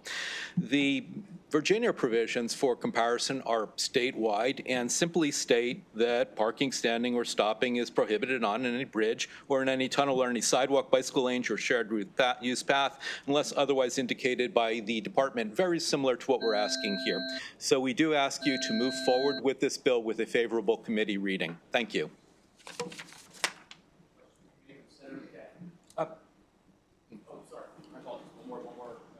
Yeah. Again, my name is Joshua Feldmark. I'm here representing Bike Maryland. As a quick side note, I think over the last 5 years, you've had bike favorable bills after judicial assassinations, hate crime legislation, juvenile justice reform, and gun control. So I'm pretty excited to be here in a room that is not completely mentally exhausted. But I will just say, me too, and just say that this is not about convenience for us. This is not, sure, when somebody parks in a bike lane, it's frustrating and it's annoying, but more than anything, it's really dangerous for us. For cyclists who are in a bike lane to swerve out of the lane into traffic to continue moving is just truly one of the most dangerous times for us when we're on a bike. And frankly, when I'm a driver, when I see that happening, is terrifying, because you just don't know, what the cyclist is seeing as you're coming up behind them, and so this is just a very simple, straightforward, common sense safety bill. Thank you. Thank you. Thank you, Mr. Chair. Senator Muse. Yes. So I get the whole parking in a bike lane, but standing or stopping, I see these signs all over the place called share the road all the time. Right. And to me, that's a two-way street, that cyclists need to share the road with motorists. I heard the testimony of, as a bicyclist, it's unsafe, that kind of stuff. I could tell you, as someone who drives a car on a regular basis, having cyclists go in and out and go wherever they want to go is just as much of a safety concern. So I'm wondering, I'm also concerned about the disability, so who has a hard time getting into places to get into a car or whatever. And then I'm also concerned with commercial deliveries of product and such. Sure. And so I don't know if you're willing, the Maryland Motor Truck Association supports with amendments, so if you would consider that. Yes. And if anything, to me, striking the standing or stopping, I just think that that is a bridge too far. And regardless of who's on the bridge, whether it be a cyclist or a car or a truck, Sure. we need to share the road. So be willing to work with you if you would consider it, Absolutely, sir. I'll be willing to do that. I think this language was lifted out of another provision in state law that's similar to this bill. But I have no problems with working with the committee to do what needs to be done. Thank you, sir. Thank you, Mr. Thank Chair. you very much for that. I think Senator Folden, Senator West, and a bunch of us, I think, fashioned some language last year that we passed out of here, but Folden? The E&T committee took it out. Okay. We worked really hard on that. All right, Senator West, go ahead. Thank you, Mr. Chair. So one of the difficulties in these hearings is that the sponsors of the bills don't get a chance to respond to the opponents because you're done by the time the opponents talk. So there are three oppositions here. I wanted to quote from them and give you an opportunity to respond to them while you're up there. Disability Rights Maryland says Marylanders who use wheelchairs and mobility scooters are often forced to travel in bike lanes due to inadequate sidewalks and curb cuts. The Maryland Department of Transportation says this bill will prohibit unintentionally disabled vehicles, emergency vehicles, and transit vehicles from temporarily utilizing shoulders along the roadways where those shoulders are incorporated into bike lanes or bike paths. They go on, it's also identified other vehicles such as postal services, school buses, and waste collection that may have operational challenges from the bill proposal should that be considered. And they continue and say the Maryland State Highway Administration has shoulders designated as bike lanes, and it's important for the safety of Maryland roadway users that these vehicles have access to shoulders even when designated as a bicycle lane or path for emergency and essential stops that remove potential conflicts in travel lanes and allows for the traffic flow to continue without disruption. And then finally, the Maryland Motor Truck Association, Mr. Campion writes, is concerned about curbside freight deliveries. and talks about the lack of curbside parking available in many cases, and the drivers have no choice but to double park to make their deliveries, which may impede bike lanes where they're in place. So what would your reaction be to those comments? Sure. A couple of them have reached out to me, and I've expressed a willingness to work with them as best we can on their issues. The others have not, and I'll simply have my office to call and to ask them what would be a good compromise for this legislation. Thanks. That's the way we work around here. We compromise and get things done, right? Yes, that's right. Good. That's right. Senator, if I may, I do suggest that the committee refer to Maryland Transportation Code 21-1003, which in my reading says that the provisions that we're discussing here today would apply, again, I quoted this earlier, quote, except as necessary to avoid conflict with other traffic, and so on.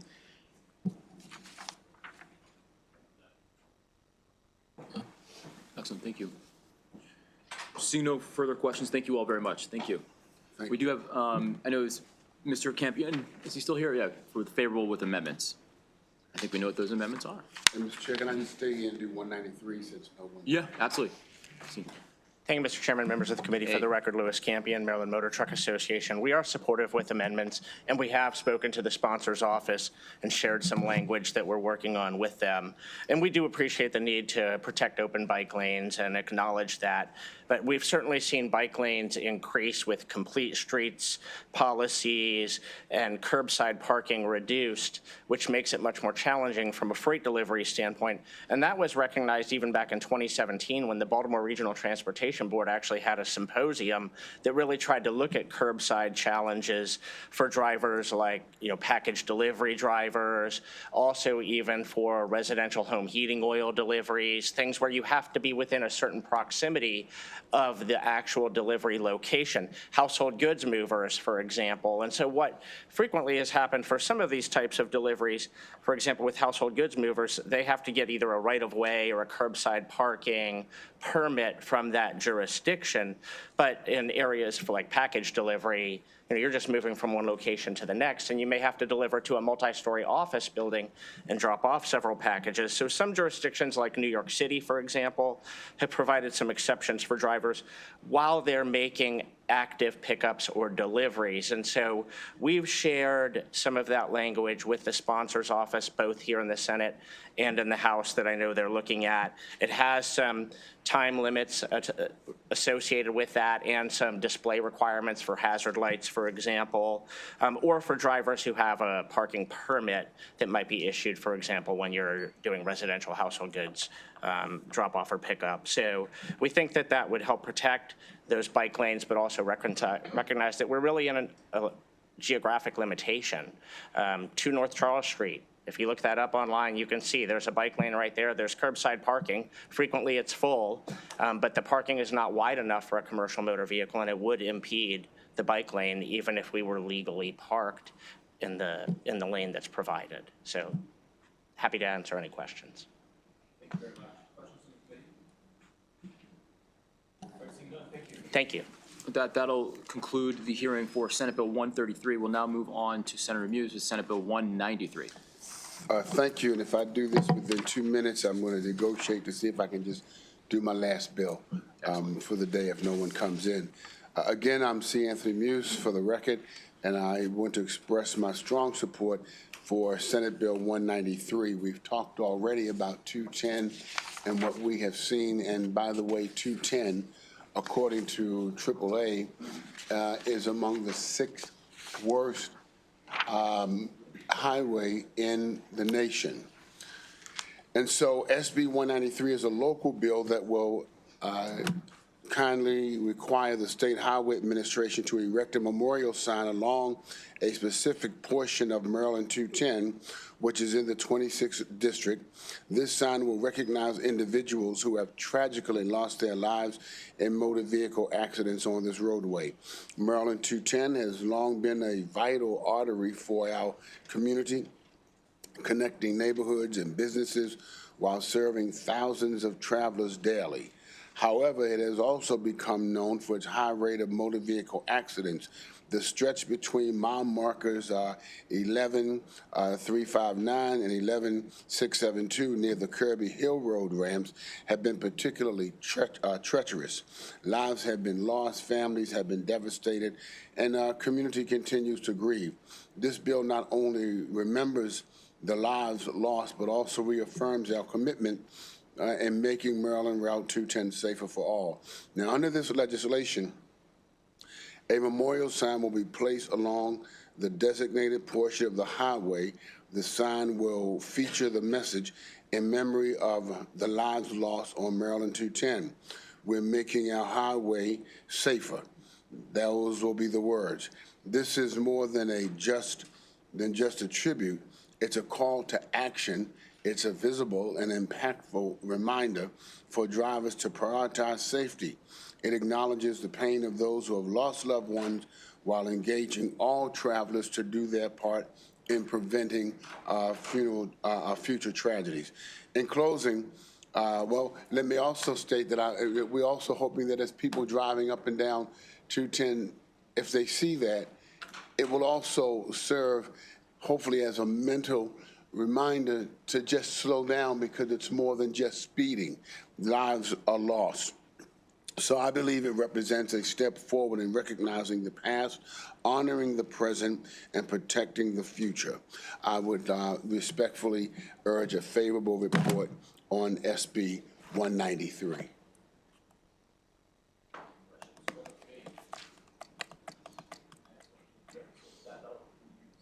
This is my last and final bill. I won't bug you all anymore today. For the record, Senator Muse is Senate Bill 106.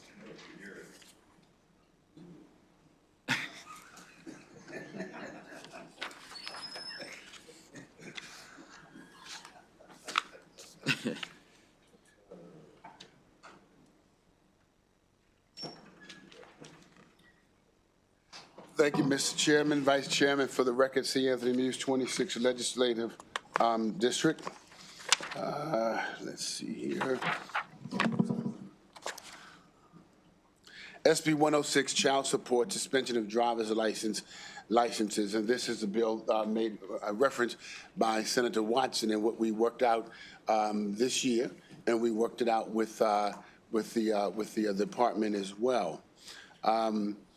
With me today on my panel, I have Christopher Dews, an advocate, April Hamilton, impacted person, and Megan McDermott,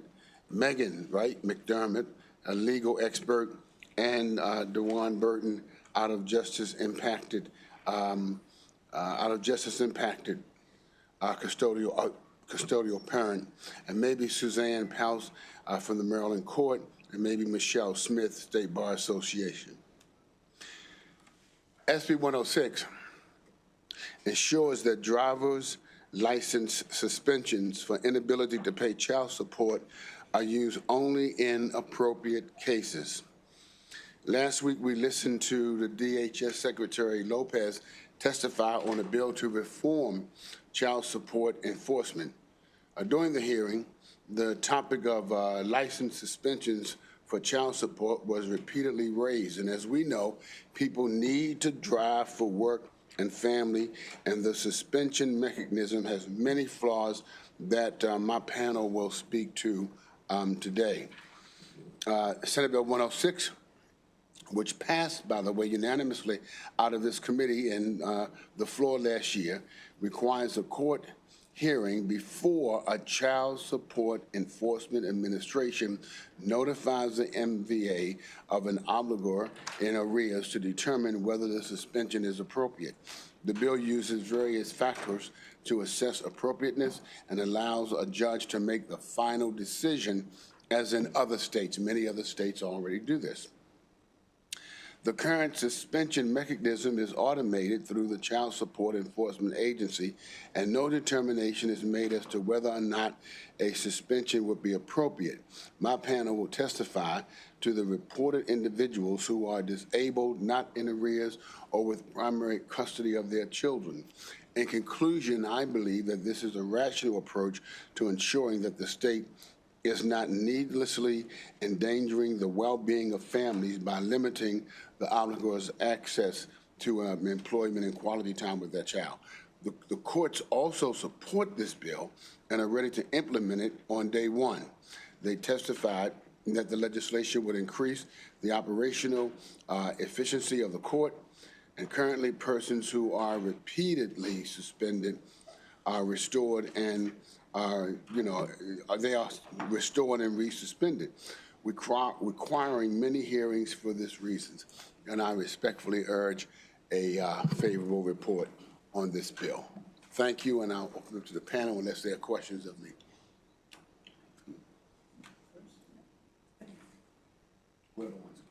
I got you, yeah. Is it afternoon? We just got there. So good afternoon, members of the committee. Happy to be here. Christopher Dews, representing from Cornerstone Government Affairs, representing Out for Justice.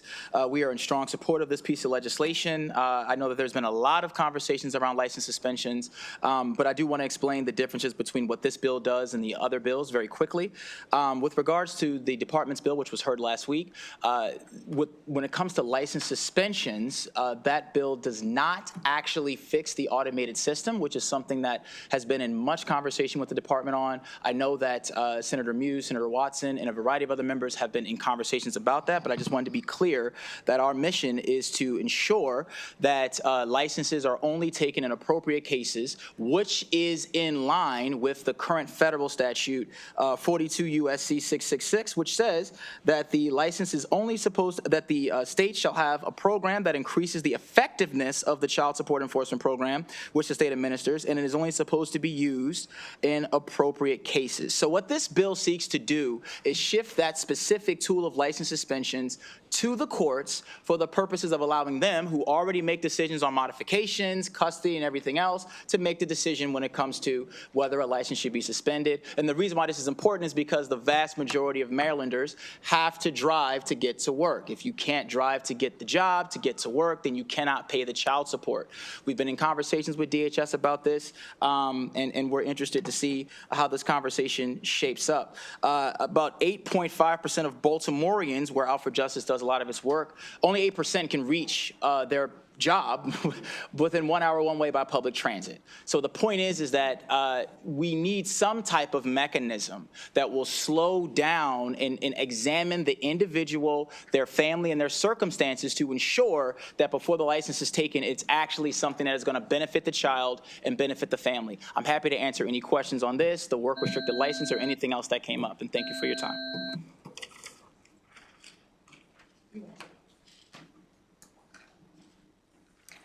First of all, I'd like to thank you all for allowing me to speak and be heard today. I'm April Hamilton, a single mother of a preteen girl and a toddler boy. I have a unique objective perspective on child support matters, as I owe support for one child and receive support for the other. I am also a survivor of domestic violence from the father of my daughter. Almost 10 years ago, after an episode of physical violence, he threatened he would use my lack of familial support and financial circumstances to take my child from me, and use child support to oppress me and ruin my life. This is now the reality I wake up to every day, but at least I get to wake up. I have had my license, which at one point was forbidden from me for getting. Eventually, I walked 8 miles a day to obtain that license. It has now been suspended several times. I've been held in contempt and arrested due to not paying my support order. The arrest record alone excludes me from a spectrum of equitable careers in many fields. Had there been a court hearing prior to the suspension, I would have been afforded an opportunity to explain that the custodial parent had dropped the order, assaulted me again, and between a protective order and getting a new job in Alaska that would make me more money, I never received notice that the order was reinstated. Also, I was discriminatorily fired from that job for being pregnant, and now I'm faced with the threat of my personal injury award being taken as well. Is that not enough via tax intercept that the CSA took the child tax credit amount for my second child, a benefit that is granted to uplift people from poverty? I started receiving TCA, and being a recipient of means-tested benefits pauses my financial support obligation for my older child. However, after much consideration between DHS and the DMV, my license has been suspended again repetitively. No less than 5 court dates, 3 counties, 80 miles away, placed with the burden of getting there with no license. And for the result of each hearing to be a further delay seems such a waste of my time on the state and my own behalf. I would like to allow the courts to have consideration over an individual circumstances, rather the revolving door of parents crippled by a blind system.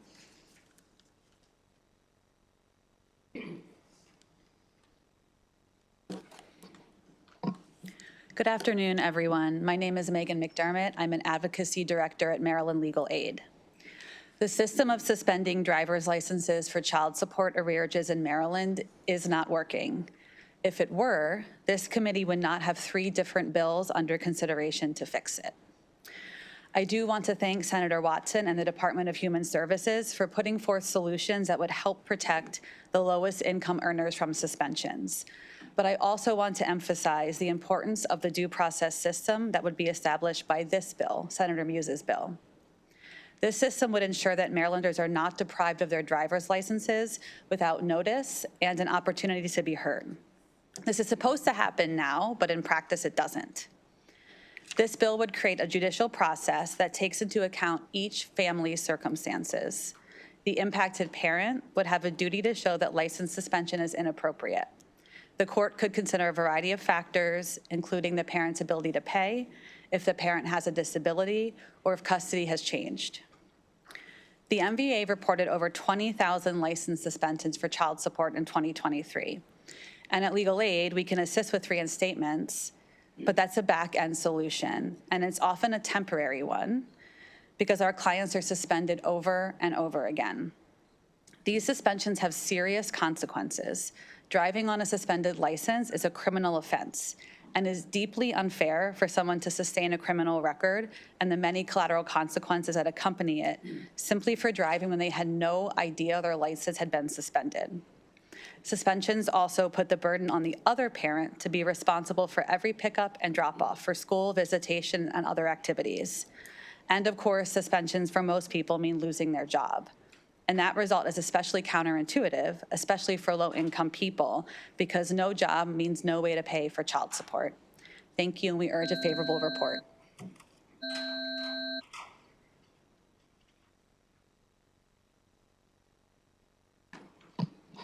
Good afternoon. My name is DeJuan Burton, and I am the Deputy Director for Out for Justice.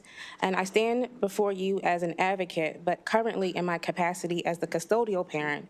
I want to debunk the narrative that all parents on either side of child support payments have a contentious relationship. Some parents actually have a copacetic relationship and support the needs of the kids. And by weaponizing a parent's driver's license, you can cripple a stable and cohesive co-parenting system and create an overburden on the unaffected parent. In my situation, I have had the distinct experience of being impacted by my child's father, who is the obligor for kids from his previous marriage, as well as the child that we share. And due to the bureaucracy of the child support and DHS, his license has been jeopardized. This action impacted not only his ability to get to work, but his inability to support the child we share, as well as children from a previous marriage, one of which was in our physical custody and for which he was still providing child support payments. This meant I bore the load for transportation to school or activities for our child, but also visitation for the other children. It is a domino effect that is a counterproductive tool in securing or addressing arrearages in child support payments.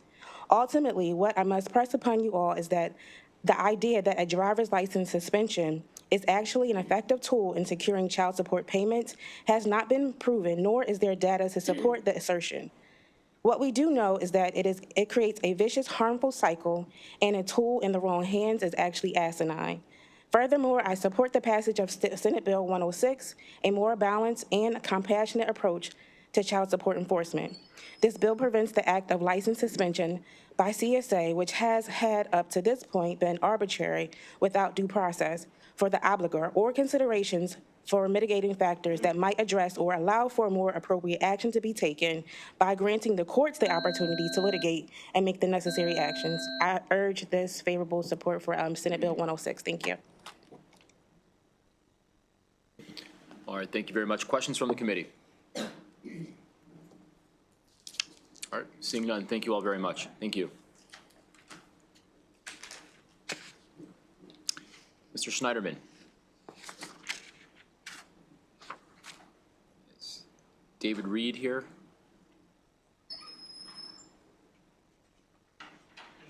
Selden. And then Mark Woodard, come on up.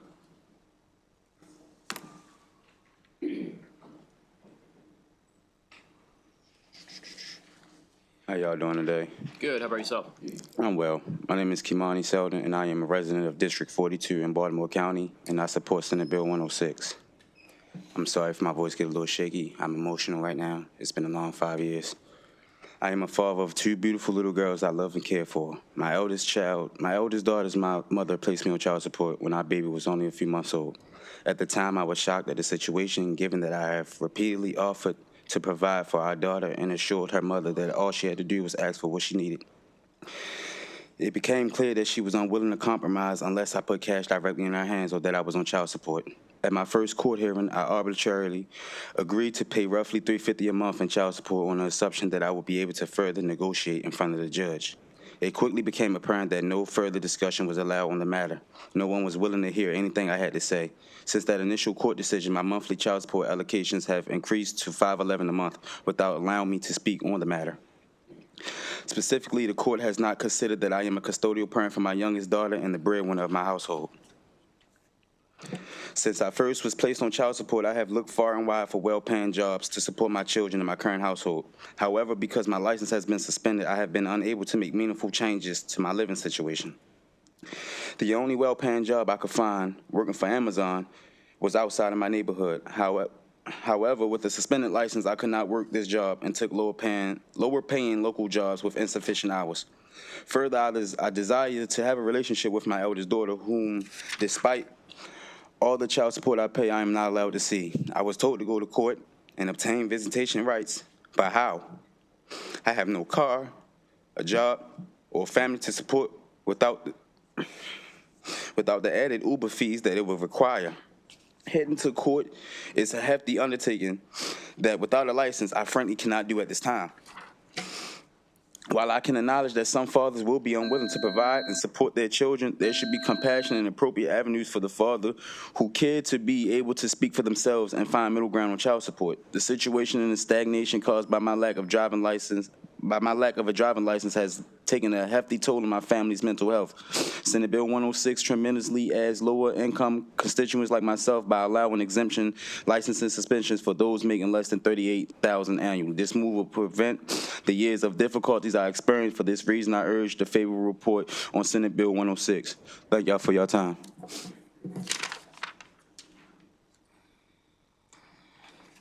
Good afternoon. My name is Trina Selden. I'm sorry, that's my son. I am founder and executive director of Out for Justice. Usually I would leave testifying up to my staff, but today I'm here as a grandmother and a mother to talk about the impact that the child support system has had on my family. My son and I have been threatened repeatedly by the mother of the child who has weaponized child support system to increase his monthly payments, keep him away from his child, and to take his driver's license, which he needs to work. The Child Support Administration has been less than helpful in helping our family increase our visitation rights and protect his ability to work. This bill will at least allow him to have a fair hearing regarding his driver's license so that he may continue to work and support my granddaughter. Relationships can be messy and complicated. Most of us has experienced this at some point in our lives. However, losing one's driver's license, having one's wages garnished, and increased threats of incarceration, which are tools that child support uses, are not effective methods of dealing with breakups and ensuring that the child or the children are provided for. I'm happy to answer any questions that you have on the impact of this bill or child support enforcement has on families, and I urge a favorable report. Thank you for your time.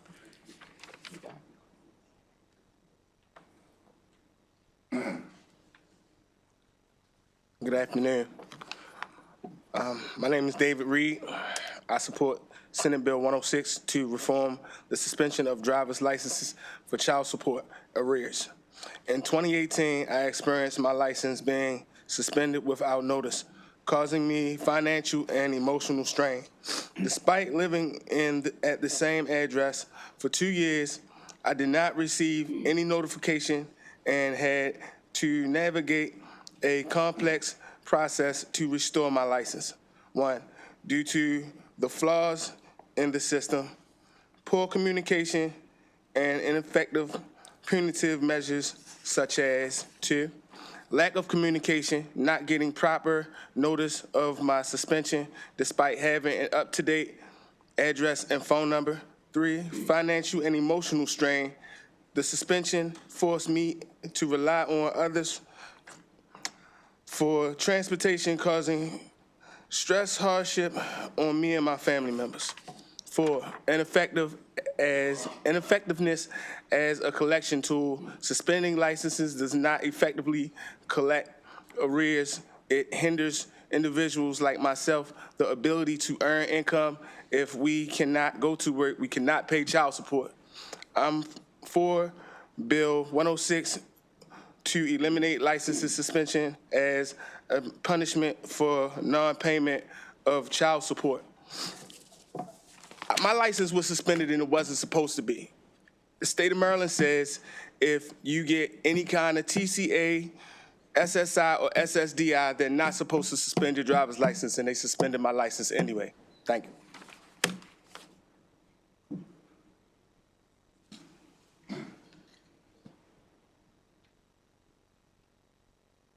Good afternoon, Mr. Chairman, Mr. Vice Chairman, members of the committee. Mark Woodard on behalf of the Job Opportunities Task Force in support of Senate Bill 106. Senate Bill 106, like Senate Bill 15, are before you today to address an ongoing problem. That ongoing problem is that the current law and practice is counterproductive. What it does is it suspends a person's driver's license for child support or rearage, and then that person cannot drive their car, which means they can't go to work, which means they can't earn their salary, which means they can't pay child support. We want both parents to provide for their children, but the current practice, the current law prevents them from doing that.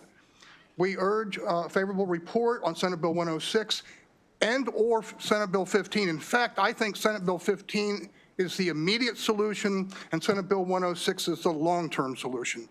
I urge a favorable report on Senate Bill 106, and thank you very much for your time. Any questions?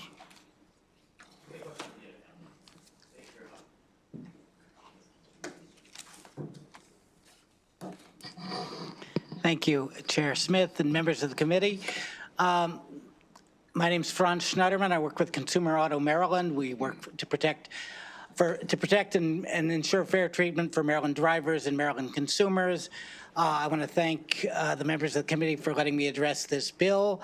It's an issue that I and many other advocates have addressed a number of times over the recent years, and I want to thank the committee for supporting several efforts to reform the counterproductive practice of these driver's license suspensions in recent years, and I hope we can get it done this year.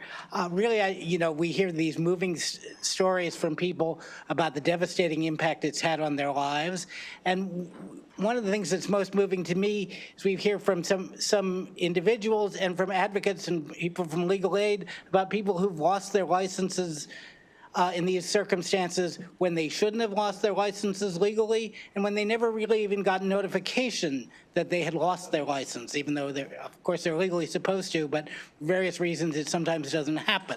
And let me also note that once you lose your license, and many people then drive illegally, either because they don't know they've lost their license or they feel they need to meet their needs, and then you're subject to various large fines and up to a year in prison, and that creates a cycle of punishment and further debt that obviously hurts their financial situation, makes it even harder to collect child support. So, this bill, I think, is particularly a good solution to the process because it intervenes at the beginning of the process. It requires a court order to find that a suspension is appropriate in this case, and it rules out suspensions where that would hurt the person's opportunity to pursue employment, or they're disabled, or they're the custodial parent, or a number of other situations in which those suspensions are obviously counterproductive. So I thank you for your past support. Hope you'll support the bill in the future this time as well. Thank you very much, Mr. Snyderman. I have to step out for a second. I'm going to give the Vice Chair the gavel here in a second. But look, part of this exercise is that it's not just words on the page, but actual, people coming down, expressing their opinions, and kind of telling us their lived experiences. And no disrespect to the frequent flyers, like the professional folks that are here all the time, because obviously that's essential. But I did want to say, just to the, no matter where we come down on this bill, I just wanted to say to the Feldman family in particular, thank you all for taking time to come down here and lend your voice to this debate. So we'll go Senator Henson and then Senator James. Thank you, Mr. Chairman, and thank you to the sponsor of the bill for bringing the bill and for all of the advocates and folks who came to share your story. My first question is for Mr. Reed. Mr. Reed, you mentioned what we've identified as a flaw in the notification process. We heard from the department earlier this session, and they assured us that they have a robust outreach program. They are not just mailing, but they are texting, and they are doing everything they can to get notice to non-custodial parents about any changes in any delinquent payments, anything of that nature. Can you tell us what your experience was with receiving or not receiving notice? I moved on Frederick Avenue in 2016. My license was valid when I moved on Frederick Avenue.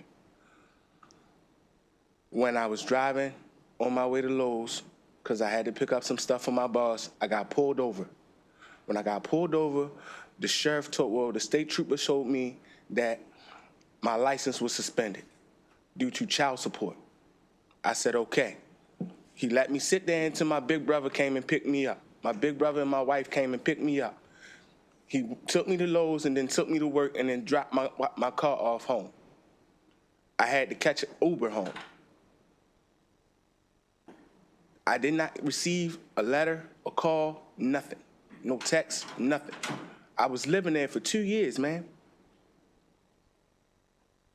I didn't get anything. You mentioned as well that your license should not have been suspended. Once you were able to contact the department, were they able to rectify that? What was that process like? Yes, ma'am. So when I went to DMV said, go to child support. The lady at the front desk said, you get any government assistance? I said, yes, ma'am.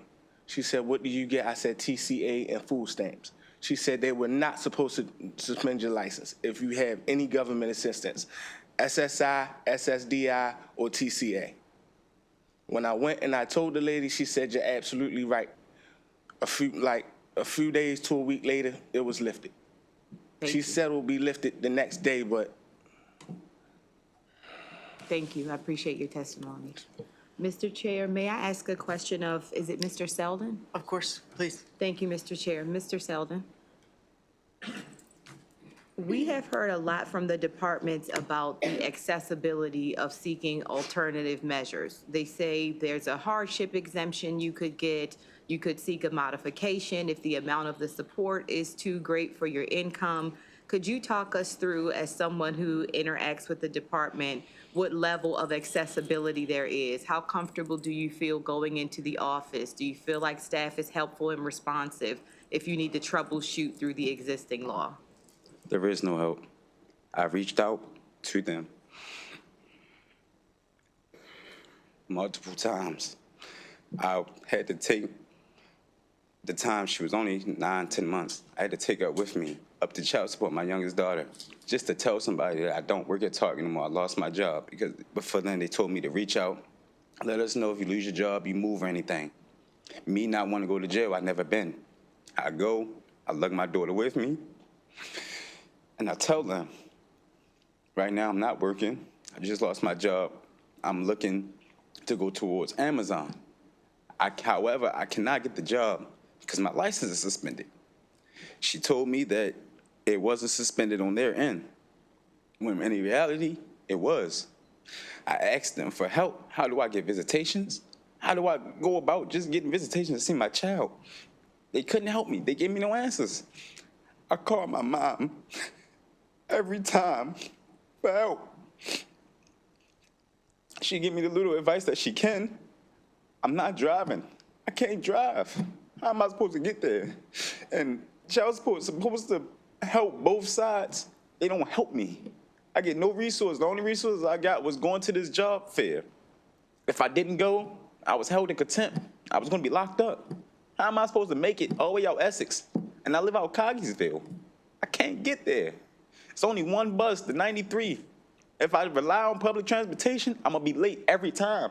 That's why I only rely on jobs in my area that I know either if I can't catch the bus, I'll walk. To the point now, I stand on the bus, stop in 18-degree weather just to make ends meet, just so I don't get locked up. There is no help with child support. They don't help. I don't care how many times they say they do, they're resourceful. They're not. And it's coming from somebody who went in child support to get help and still left out empty-handed. There is no help. It takes a lot of courage to do what you did today, and please know that you are speaking for yourself, but you're speaking for so many other people as well who have faced the same challenges, but didn't have the ability to access the courage to come here and share their story. So thank you for doing that. Yes, ma'am. Thank you for having me. Thank you, Mr. Chair. Thank you. Thank you indeed. Senator James. Thank you, Mr. Chairman. And my questions really you can follow up afterwards because I don't want to make the hearing longer. I was at an issue that I couldn't be here this morning, but I appreciate everyone's testimony, including the people that have been directly affected. So the questions I'd like to follow it up by are, and I'm sure maybe this has been gone over, but you know, everyone knows the process. There's a lot of opportunities with CSA and MVA to look at the situation, make notices, and obviously all the testimony here is, you know, this is not a working system. So I'm really curious about data that shows why there's this elaborate process with a lot of opportunity for notices and ways for an obligor, you know, to meet their obligation or create alternatives, and yet, you know, we hear these really powerful complaints, you know, lots of opportunities for appeals, and the opportunity for obligors to show, look, if you take my license, you're interfering with my employment. And I'm hearing these very sad stories about people saying, hey, that whole process caused me to lose the job, which is the last thing that's supposed to happen, right? You're supposed to say, if you have a job, you know, I would think also looking for gainful employment, you should be able to continue to have your license, you know, maybe show some evidence of that. So I'd like to just get, you know, what are the flaws here? And obviously I'm going to, you know, the MVA and CSA should respond to that. So that would be helpful. And then my alarm or my worry is, this may not be working, but we have lots of primarily mothers, but custodial parents and tender, vulnerable children that are absolutely innocent in all of this. So I'm hoping, I don't know if it's in these bills, but if we are to change this, we have to have meaningful alternatives so that it's not that we remove this and have no mechanism. So you could follow up a little bit about what are meaningful alternatives, particularly for lower income people, where that seems to be really where this is so dramatically not working. So that's sort of my thoughts, and I don't want to make the hearing longer, but I would really like to get some data and information from the advocates, and I do really respect the people that have come down to give us their particular circumstances and make it real for us. You can briefly say something. I just don't want to make the hearing too long. Just if you could follow up after the hearing. Thank you, Mr. Chairman. Mark Woodard, JOTF. On one of your final points, there are alternatives, and wage garnishment is one primary one. So this isn't like a get out of paying your child support card. This is the whole thrust of our testimony is the current law and practice doesn't work. And what happens after 60 days is there's an automatic, right, I know, yeah. It automatically goes to MVA to suspend the person's license. Our whole point is we want to keep low-income people who need their car to go to work, to be able to earn their income so they can pay child support. If they don't pay child support or they get behind, the department can move to garnish their wages, and there's other tools in the toolbox. So, again, we want the children to get, and the custodial parent to get child support, and that's why we're all here working towards Senate Bill 106 and Senate Bill 15. Okay, this is probably a stupid question, but, there's no stupid questions, but we'll see. I heard several people mention my license was suspended, then I got it reinstated, or I was suspended multiple times, which kind of indicates it was suspended, reinstated, suspended, reinstated. So I didn't want to sort of directly ask the person, but maybe you can address this. I'm wondering if that ping pong, is that the case where someone loses their license, does scramble to get up to date with the arrearages, then they get reinstated?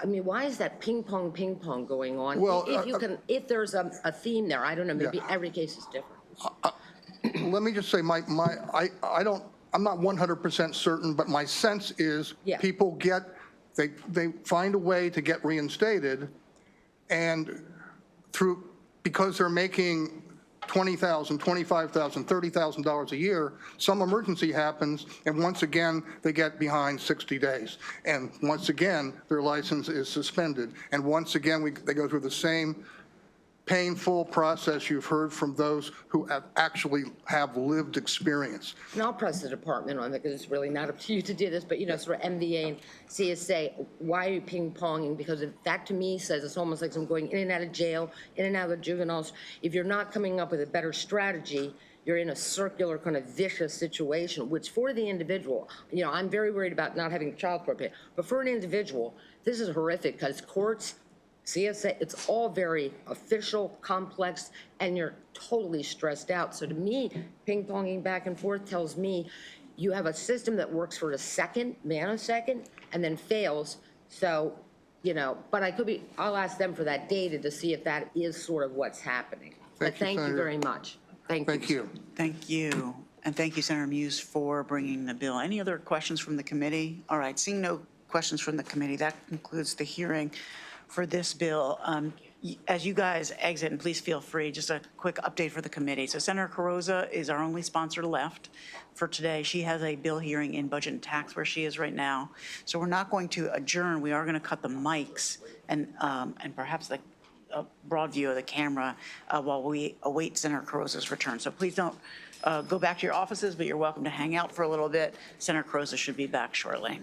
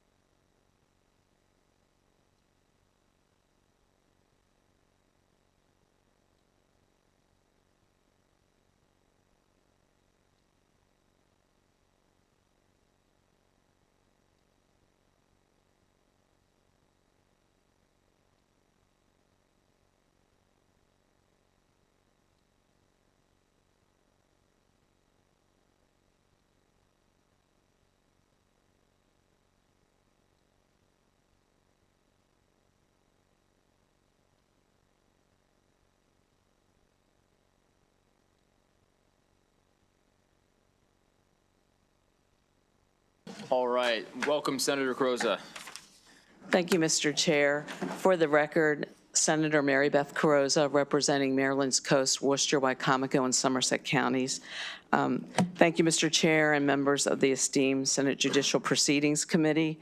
I thank you for this opportunity to present and ask for your support for Senate Bill 44, which is reckless and negligent driving, death of another, must appear violation, and it's been heard as Sherry's and Christian's law in the past. And this bill would require that a person charged with reckless or negligent driving while contributing to the death of another must appear in court. Senate Bill 44 addresses an injustice in our current reckless and negligent driving law, which allows individuals who are charged with reckless and charged driving that contributes to an accident resulting in the death of another to prepay the fine, not appear in court, and not face the loved ones who are left behind. This pro-victims legislation passed the Senate Judicial Proceedings Committee and the full Senate with unanimous support in 2023, and unfortunately the legislation was heard but did not move forward last session. Under current law, if someone is charged with reckless or negligent driving, even when they are involved in a fatal accident, they do not have to appear in court. They can prepay the fine and not face the victims and their families in court. The bill is named after Sherry Zidane and Christian Butcher, both victims of devastating accidents caused by drivers charged with reckless and negligent driving, and both families not able to face the person who caused such pain and still struggling with the loss of their loved one. On July 5th, 2019, Sherry Zidane and her husband Thomas were out for a late afternoon drive in Conowingo, Maryland, when they were struck head-on by an incoming vehicle. Both Sherry and Thomas suffered severe injuries, and tragically, Sherry later died of those injuries. Her husband, Thomas, had to have his left arm and left leg amputated. The person who caused Sherry Zidane's death never appeared in court. Travis Christian Butcher, the other person referenced in the bill title, was driving to work the day before Thanksgiving all the way back in 2016 when he was hit on Route 7 in Abington, Maryland. He had the right-of-way, but the driver did not yield to him. After 3 days in shock trauma, Christian passed away from his wounds. He was only 19 years old, and despite a long rap sheet, the driver never had to appear before a judge for her actions. Mr. Chair and members, another year has gone by and more families have been shattered by the tragedy of losing a loved one at the hands of reckless and negligent drivers. And today you will hear from Beatrice Mena Diaz, who shares the story of her brother Jonathan, killed by a driver charged with DUI and reckless driving, and who paid the reckless payable citation before the district court NP'd the charges. According to Prince George's State's Attorney's Office, and Joel Patterson is here with us today, the defendant is now indicted on one count of DUI because it was the only other count that existed when he paid the reckless. The facts of the case are that the defendant was intoxicated and driving home. He pulled into a parking lot of this apartment complex as our victim, a professional limousine driver, was standing in the lot, opening the door for one of his passengers. The defendant accelerated while turning into the lot and struck the victim, Jonathan, throwing him into a parked car. Jonathan suffered a TBI and survived for about a week before passing. On average, there are 535 fatal crashes in Maryland each year. Currently, a person charged with reckless and negligent driving involved in a fatal accident is not given a must-appear citation. In practice, this means that these type of cases are put on a regular traffic citation docket and are not given the attention by the court that these sensitive cases deserve. The state's attorney's office is not alerted and therefore is unable to take the necessary steps to provide the victims' families much-needed support through the court process. Additionally, without a must-appear citation, these types of cases can be dismissed without thought for processing issues not related to the case itself. Senate Bill 44 is supported by the Maryland State's Attorneys Association, AAA Mid-Atlantic, the Montgomery County Police, and numerous other local law enforcement agencies, ABATE, which has been a relentless advocate for this bill over the years, and many, many victim families, like Beatrice Mean-Diaz. Mr. Chair and members, the time is now for this legislation, Senate Bill 44, to become law. On behalf of all of the victims and struggling family members whose lives have been shattered by the actions of reckless and negligent drivers, I respectfully urge the Senate Judicial Proceedings Committee members for a swift and favorable report on Senate Bill 44. I thank you for your kind attention, and I respectfully ask if we can hear from a member of the victim's family member, Beatrice Mean-Diaz.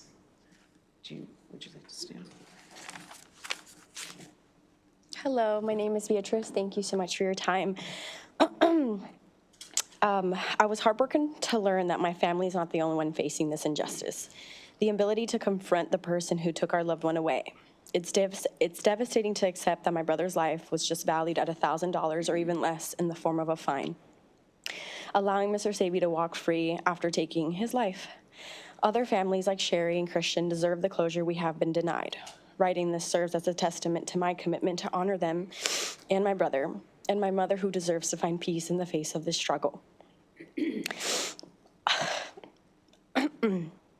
My brother Jonathan worked part-time as a limo driver to support his children. On March 3rd, at 4 a.m., he was hit by a drunk driver who did not even realize he had struck him.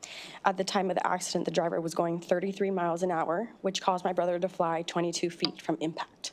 Jonathan lay lifeless on the ground and unadmittedly suffered severe injuries, including the loss of an eye and 22 skull fractures. Tragically, he succumbed to his injuries 2 days later on March 5th. This loss has shattered my family, and we are still searching for ways to heal. My mother has lost the will to carry on, and my nephews miss their father deeply. Witnessing my mother mourn my best friend has been haunting and exhausting. I can see the sadness in her eyes and the dullness in her tone. I am also mourning my mother and brother. She seems like a shell of her former self, merely going through the motions of life now. She will never be the person I once knew. I continue to hold on to fragments of memories of him as we navigate through the heartbreaking journey. All three of these families have lost someone incredibly important and beloved. We stand united against the injustice we have faced. I urge you to support the passage of this bill today, as we cannot allow this tragedy to affect another family. The heavy burden of unmet justice weighs on these victims' families every day. With an average of 572 fatalities reported in Maryland, far too many lives have been lost to accidents. It is time to enact the Sherry and Christian law to ensure that individuals cannot simply pay a fine and evade their responsibility. We will not become another statistic and allow another family to suffer this heartache. I respectfully call on the members of the Judicial Proceedings to join our cause and pass the Senate Bill 44. Thank you.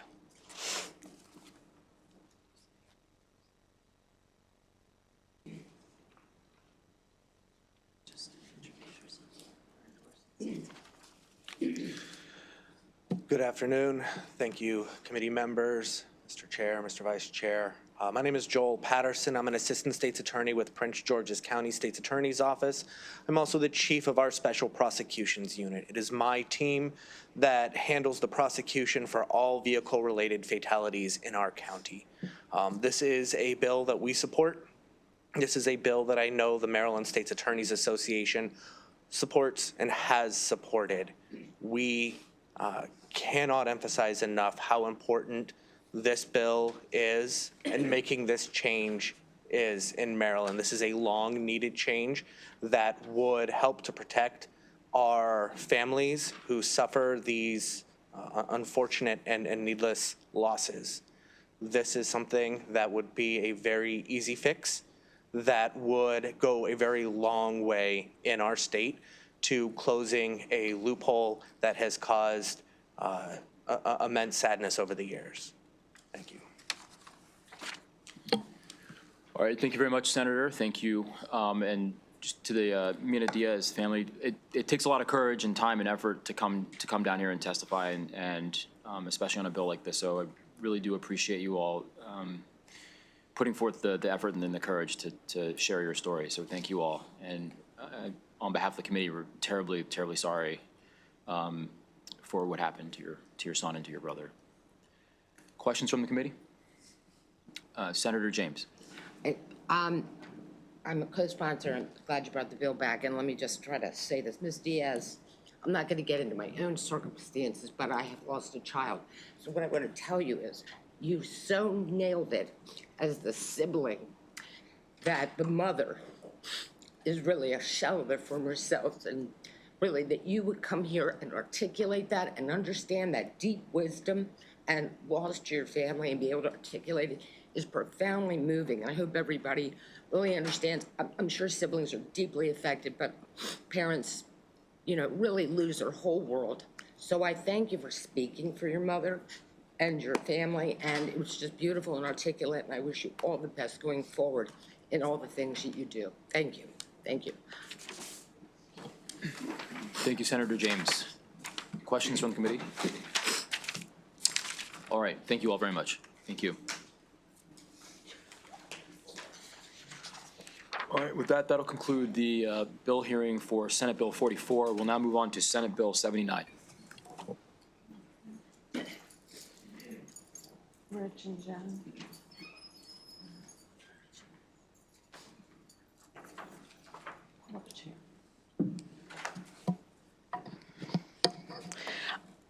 Thank you, Mr. Chair, Mr. Vice Chair. For the record, Senator Mary Beth Carrozza, District 38, Maryland's Coast, Worcester, Wycomico, and Somerset counties. I'm here today to present and ask for your support of Senate Bill 79, which is a local bill which would allow out-of-state recreational vehicle dealers to display in vehicle shows for motorhomes or recreational trailers in Worcester County. Out-of-state dealers would not be allowed to accept deposits or points of sales. In addition, the local bill establishes an out-of-state motorhome and recreational trailer vehicle show permit only if the state reciprocally authorizes Maryland dealers of motorhomes and recreational trailers to display or exhibit motorhomes or recreational trailers at vehicle shows in that state. These additional safeguards were added to this local bill to address the concerns raised by the Maryland Recreational Vehicle Dealers Association and the issues that Governor Wes Moore raised in his May 23, 2024 Senate Bill 60 veto letter. Last session, this committee and the full Senate unanimously passed local bill Senate Bill 60 of 2024. However, the local legislation, when it went to the House, was amended substantially, including revising it to a statewide bill, and Senate Bill 60 ultimately led to a veto by Governor Wes Moore. I want to assure the chair, the vice chair, and all the members on this committee that we have worked in good faith with the promoter of the OCRV and Van Lifestyle Show with the Maryland Motor Vehicle Administration officials to address the concerns outlined in Governor Moore's veto letter, concerns that were raised by the Maryland RV Association. And I want to also let the members know, never have I worked so hard in good faith on a local bill to reach this point. And so I'm asking for your support. And I call your attention to the letter of support by the Maryland Department of Transportation. Senate Bill 79 would expand consumer opportunities for Maryland constituents. As noted in testimony from the OCRV show promoter, expanding the range of products to the OCRV show provides consumers with access to a wide array of RVs and empowers them to make better informed purchasing decisions. This local bill also strengthens local tourism, thus benefiting the entire state of Maryland, especially during a budget crisis. The first two OCRV shows already are attracting attendees from over 15 states, and the national appeal will continue to grow as more and more people are gravitating to what I call the RV lifestyle. By allowing more available diverse options with out-of-state dealers being able to display only their products at the OCRV show, while at the same time continuing to allow Maryland RV dealers to sell their products at the show, the OCRV show would increase attendance and sales for Maryland RV dealers, give consumers more options, and also boost the local tourism economy. Again, we've worked very hard to take this bill back to a local bill to address the concerns that were outlined in Governor Moore's veto letter, and respectfully urge a swift approval of Senate Bill 79. And I would ask at this time if we can hear from the witnesses.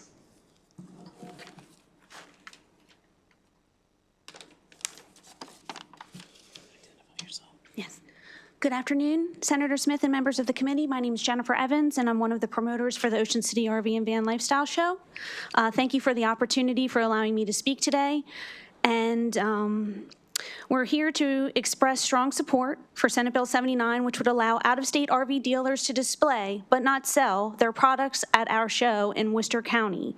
This amendment presents a great opportunity to boost economic growth, expand tourism, and better position Maryland's coast as a destination for outdoor enthusiasts.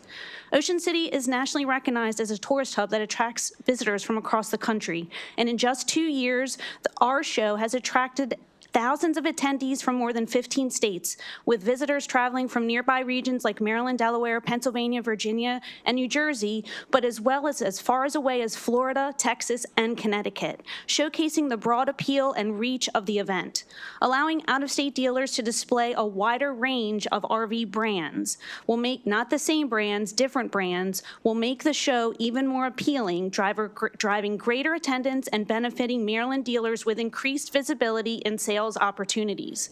Maryland's dealerships currently do not offer many of the top brands, such as Airstream and 45 others. And while online research is useful, nothing compares to seeing an RV in person and talking to knowledgeable representatives. And expanding the product diversity at the show gives attendees a better experience and ensures Maryland dealers benefit from increased foot traffic and new connections with potential buyers. And with over 18 campgrounds within an 60-mile radius of Ocean City, dealers are well positioned to serve RV buyers who vacation and store vehicles nearby. So I strongly and respectfully request that this committee provide Senate Bill 79 with favorable report. Thank you.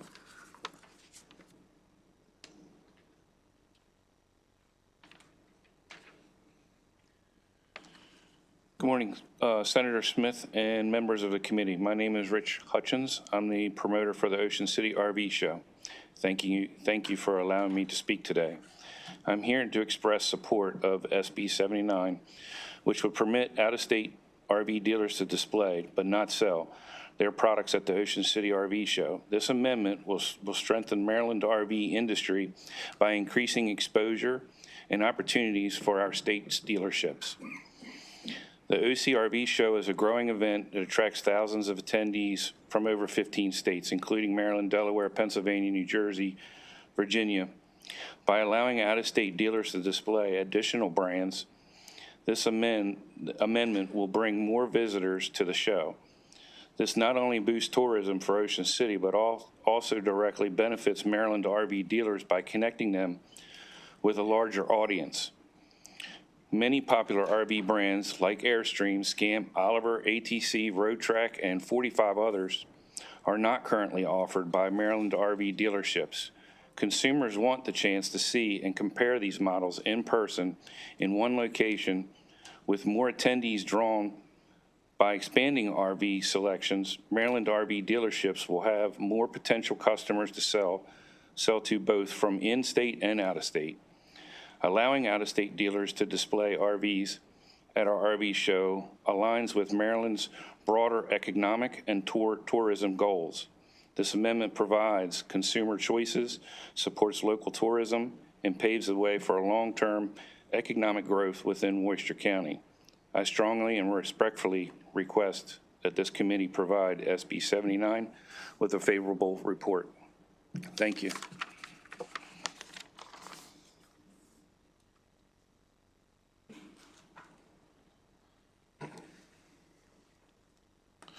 Good afternoon, Mr. Chair, Mr. Vice Chair, members of the committee. My name is Matt Libber. My day job is actually the Executive Director of the Maryland Soccerplex in your beloved Montgomery County.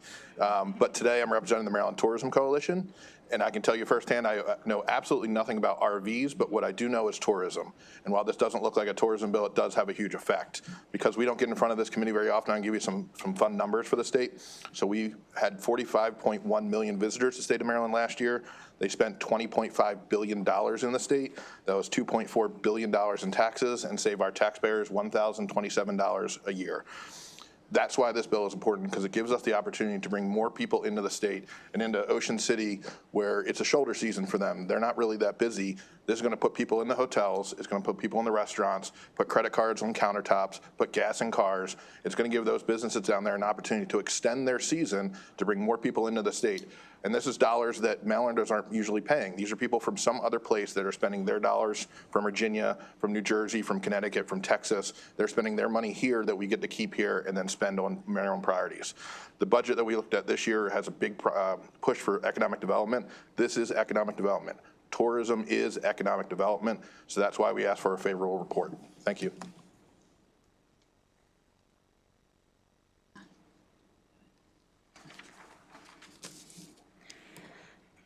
And this is why Matt is the chair of our legislative committee with Maryland Tourism Coalition. Hello, Chair, Vice Chair, members of the committee. Thank you so much. My name is Melanie Purcell. I'm the Director of Tourism and Economic Development on Maryland's coast, Worcester County. And you've heard a lot of the tourism numbers, but in Worcester County, tourism is our economy. You know, we have agriculture, we have manufacturing, we have commercial fishing, but at the end of the day, tourism is our driving force. So anything that we can do to bolster that and to really engage consumers, not only in Maryland, but again, outside of Maryland, come spend their money and then go home. By offering this broader range, you know, many of these travelers that are coming from out of state, you know, it will boost the numbers at the actual RV show itself. We're talking about accommodations, dining, retail, amusements, and it's really strengthening Maryland's economy. Ocean City spends about $11 to $15 million on destination marketing alone. Sometimes that exceeds the state's budget on marketing the state. That's important because that's getting eyeballs on Maryland. It's Ocean City, but it's Maryland. Some of the concerts that we've recently had are attracting people from all over the world. So again, these are eyeballs on Maryland. We see this as an opportunity to do that with this RV lifestyle. Again, the state of Maryland now has the Office of Outdoor Recreation. In fact, I spoke at the first conference last fall in Rocky Gap, and the numbers are there. I mean, it is, I have my whole presentation I'd be happy to share with you all. It's very exciting. I think we are poised for the outdoor recreation, outdoor adventure economy, and the sky's the limit. So by being able to bring in these alternative brands, as was mentioned, show the consumer what they want, it's going to really drive economic development, not only in Worcester County and Ocean City, but also for the state of Maryland. And I would like to mention that we do also have the support of our local business organizations, such as the Chamber, Hotel Motel Restaurant Association. We all work very collaboratively to drive business in Ocean City, Worcester, and Maryland. So thank you.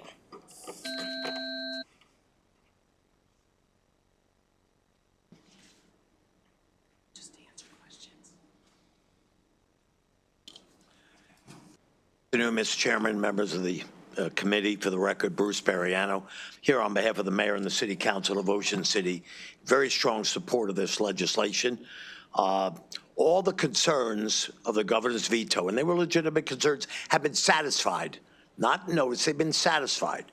The sponsor of this bill has worked very closely with the governor's office in that regard. Secondly, if you read this bill very carefully, It's going to be monitored and overseen directly by the Motor Vehicle Administration, by the Department of Transportation. A bond is going to have to be posted by the out-of-state business because it will be used punitively if they violate the obligation that they cannot take a deposit, they cannot sign a contract. This is all about competition. It's all about growth and development. I do not personally and respectfully understand any valid objection that you're going to get from the opponents of this bill. The closest RV dealership to Ocean City is about 80 miles away. It's called competition. It's called the American economy. And please ask them specifically, why are you opposed to this bill? Not that you don't like it. You may have to work harder. You may have to compete. But Ocean City is vibrant. It's incredible. Just this past weekend, we had a very significant Martin Luther King weekend. We brought down the Morgan State Choir. There were over 500 people in the auditorium from all parts of the area. It was a huge success in that whole weekend. Ocean City brings taxes and economic development to the state of Maryland. This bill is critically important in that regard. And we're not trying to hurt anybody. The consumer should have a choice. And Maryland motor vehicle, Maryland RV dealers are protected by the provisions of this bill. Because if an out-of-state exhibitor violates it, the bond is going to be forfeited. It's going to be monitored. So you all passed it last year. We deeply appreciate it. We'd urge your favorable consideration again. Thank you very much. Excellent. Thank you very much. Questions from the committee for the panel? Senator West. Thank you, Mr. Chair. I just have one. I'm a little confused. The bill purports and its title to be a Worcester County bill. But then the only place in the bill where Worcester County is mentioned is in line 6 on the second page. Otherwise, it seems to be a statewide bill. So is this intended to be a statewide bill or a Worcester County bill or a mixture of the two? I want to clarify. Thank you very much. I want to clarify that because when the draft came back, I saw that Worcester County wasn't first, and I specifically asked that question because the whole point was to take our revised bill this year and take it back to a local bill as this committee passed it and as the full Senate passed it last year. So yes, this is a local bill. If working with the bill drafter, if that has to be further clarified, but it was the first question I asked because Worcester wasn't the first word, and I said, you know, this is, I'm confirming that this is a local bill. I'm sure our council can make sure the bill makes it clear that it's a Worcester County bill. Thank you. And as I read some of the, one of the objections from Gambrels, which is a long way away from Worcester County, and then another one is from Thurmont, which is even further away. I wondered, why are they upset about this bill? Because it's a Worcester County bill. Thank you. We specifically took it back to a local bill, and again, when we had conversations with the governor, when there were conversations about the veto, it was indicated from staff that had the bill been local and not statewide, that he would not have vetoed the bill. Okay, great. Thank you very much.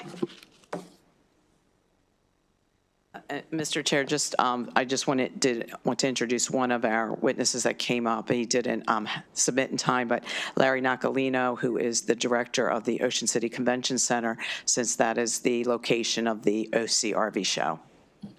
For questions. Familiar. Welcome. Good to see you. All right. Further questions from the committee? All right. Thank you, Senator. Thank you very much.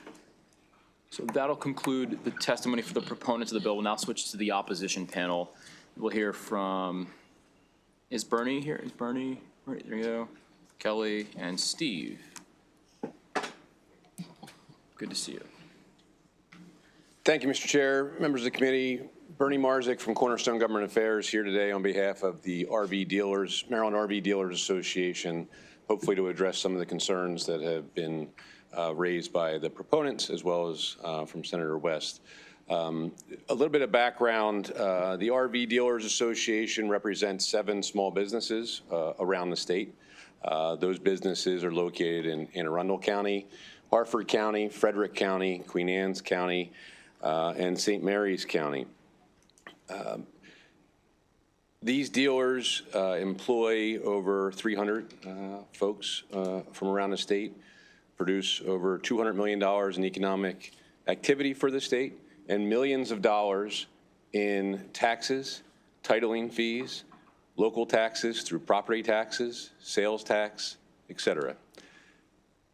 The economic impact can't be, I guess, questioned from what they're doing in the local community as well to our state's economy. The state's RV dealers are opposed to this bill, as they've been opposed to this bill for the last several years the bill has been in, because they feel it's going to have a negative impact on the businesses that they operate. And Kelly and Steve will speak directly to that in a minute or so.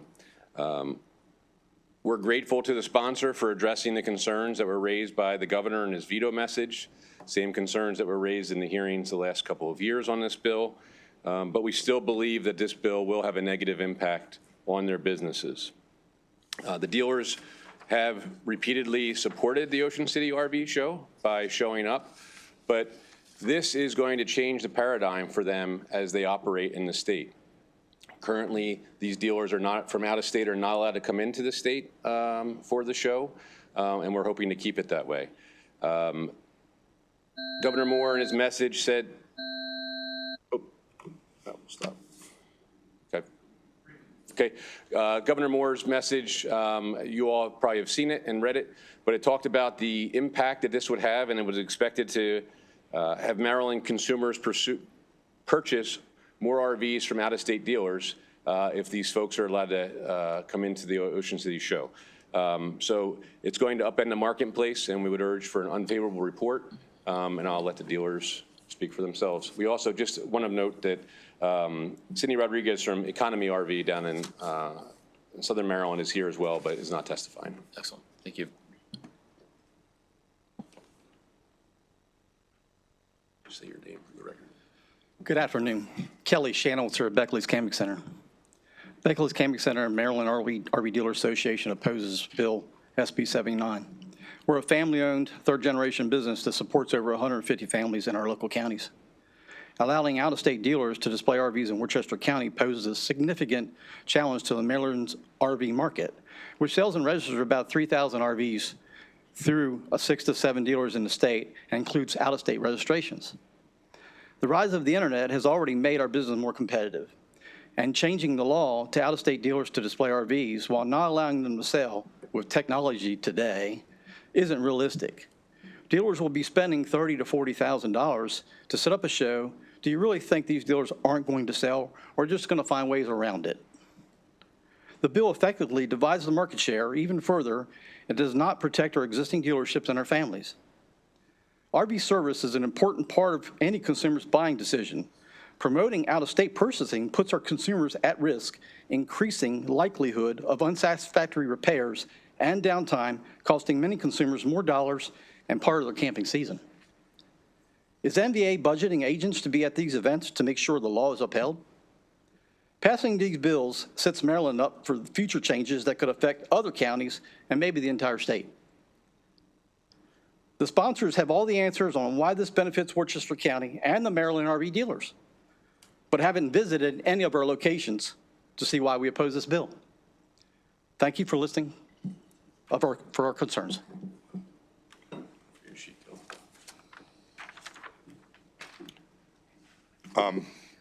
Thank you for the committee. I'm a little nervous, so I apologize in advance. I've never done this before, but it's just, I'd like to introduce myself. My name is Steve Shapiro, and I'm the owner of Chesapeake RV.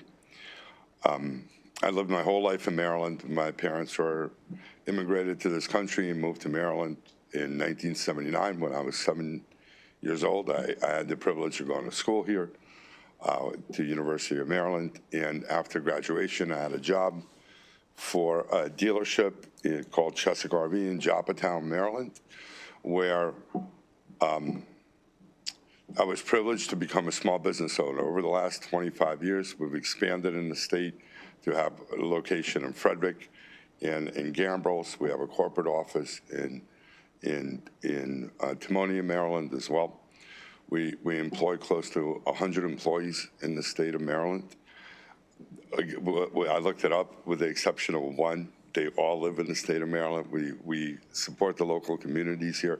I wanted to touch base at 53 seconds on two things that will absolutely impact this bill. I've heard from other testimonies.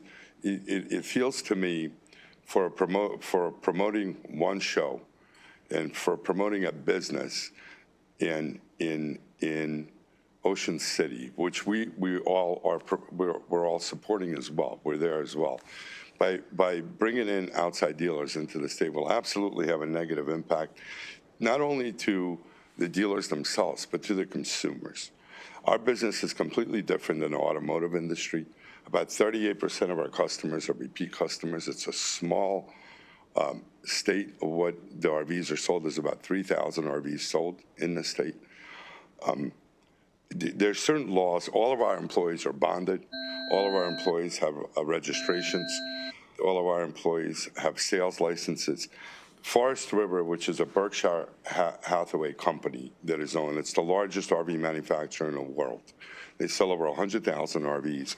And this is a quote for them: service and maintenance are key factors positive ownership is experienced. RV dealers are not franchised like automotive dealers. They are not obligated to work on products. Excellent. Thank you very much. They encourage dealers, consumers to buy local. Thank you so much for your time. No, thank you. Thank you for coming down. Questions from the committee? I know 2 minutes goes by fast. We try to adhere to the limits to be fair with everyone. Not because we don't want to hear what you have to say, just because we have to be fair to all the witnesses. Questions from the committee? All right, excellent. Thank you very much. Thank you for taking the time to come down and testify. Thank you. All right, with that, I believe that's the last witness for Senate Bill 79. That'll conclude the hearing for Senate Bill 79 and our hearings for the day. Promises made, promises kept. We're out of here by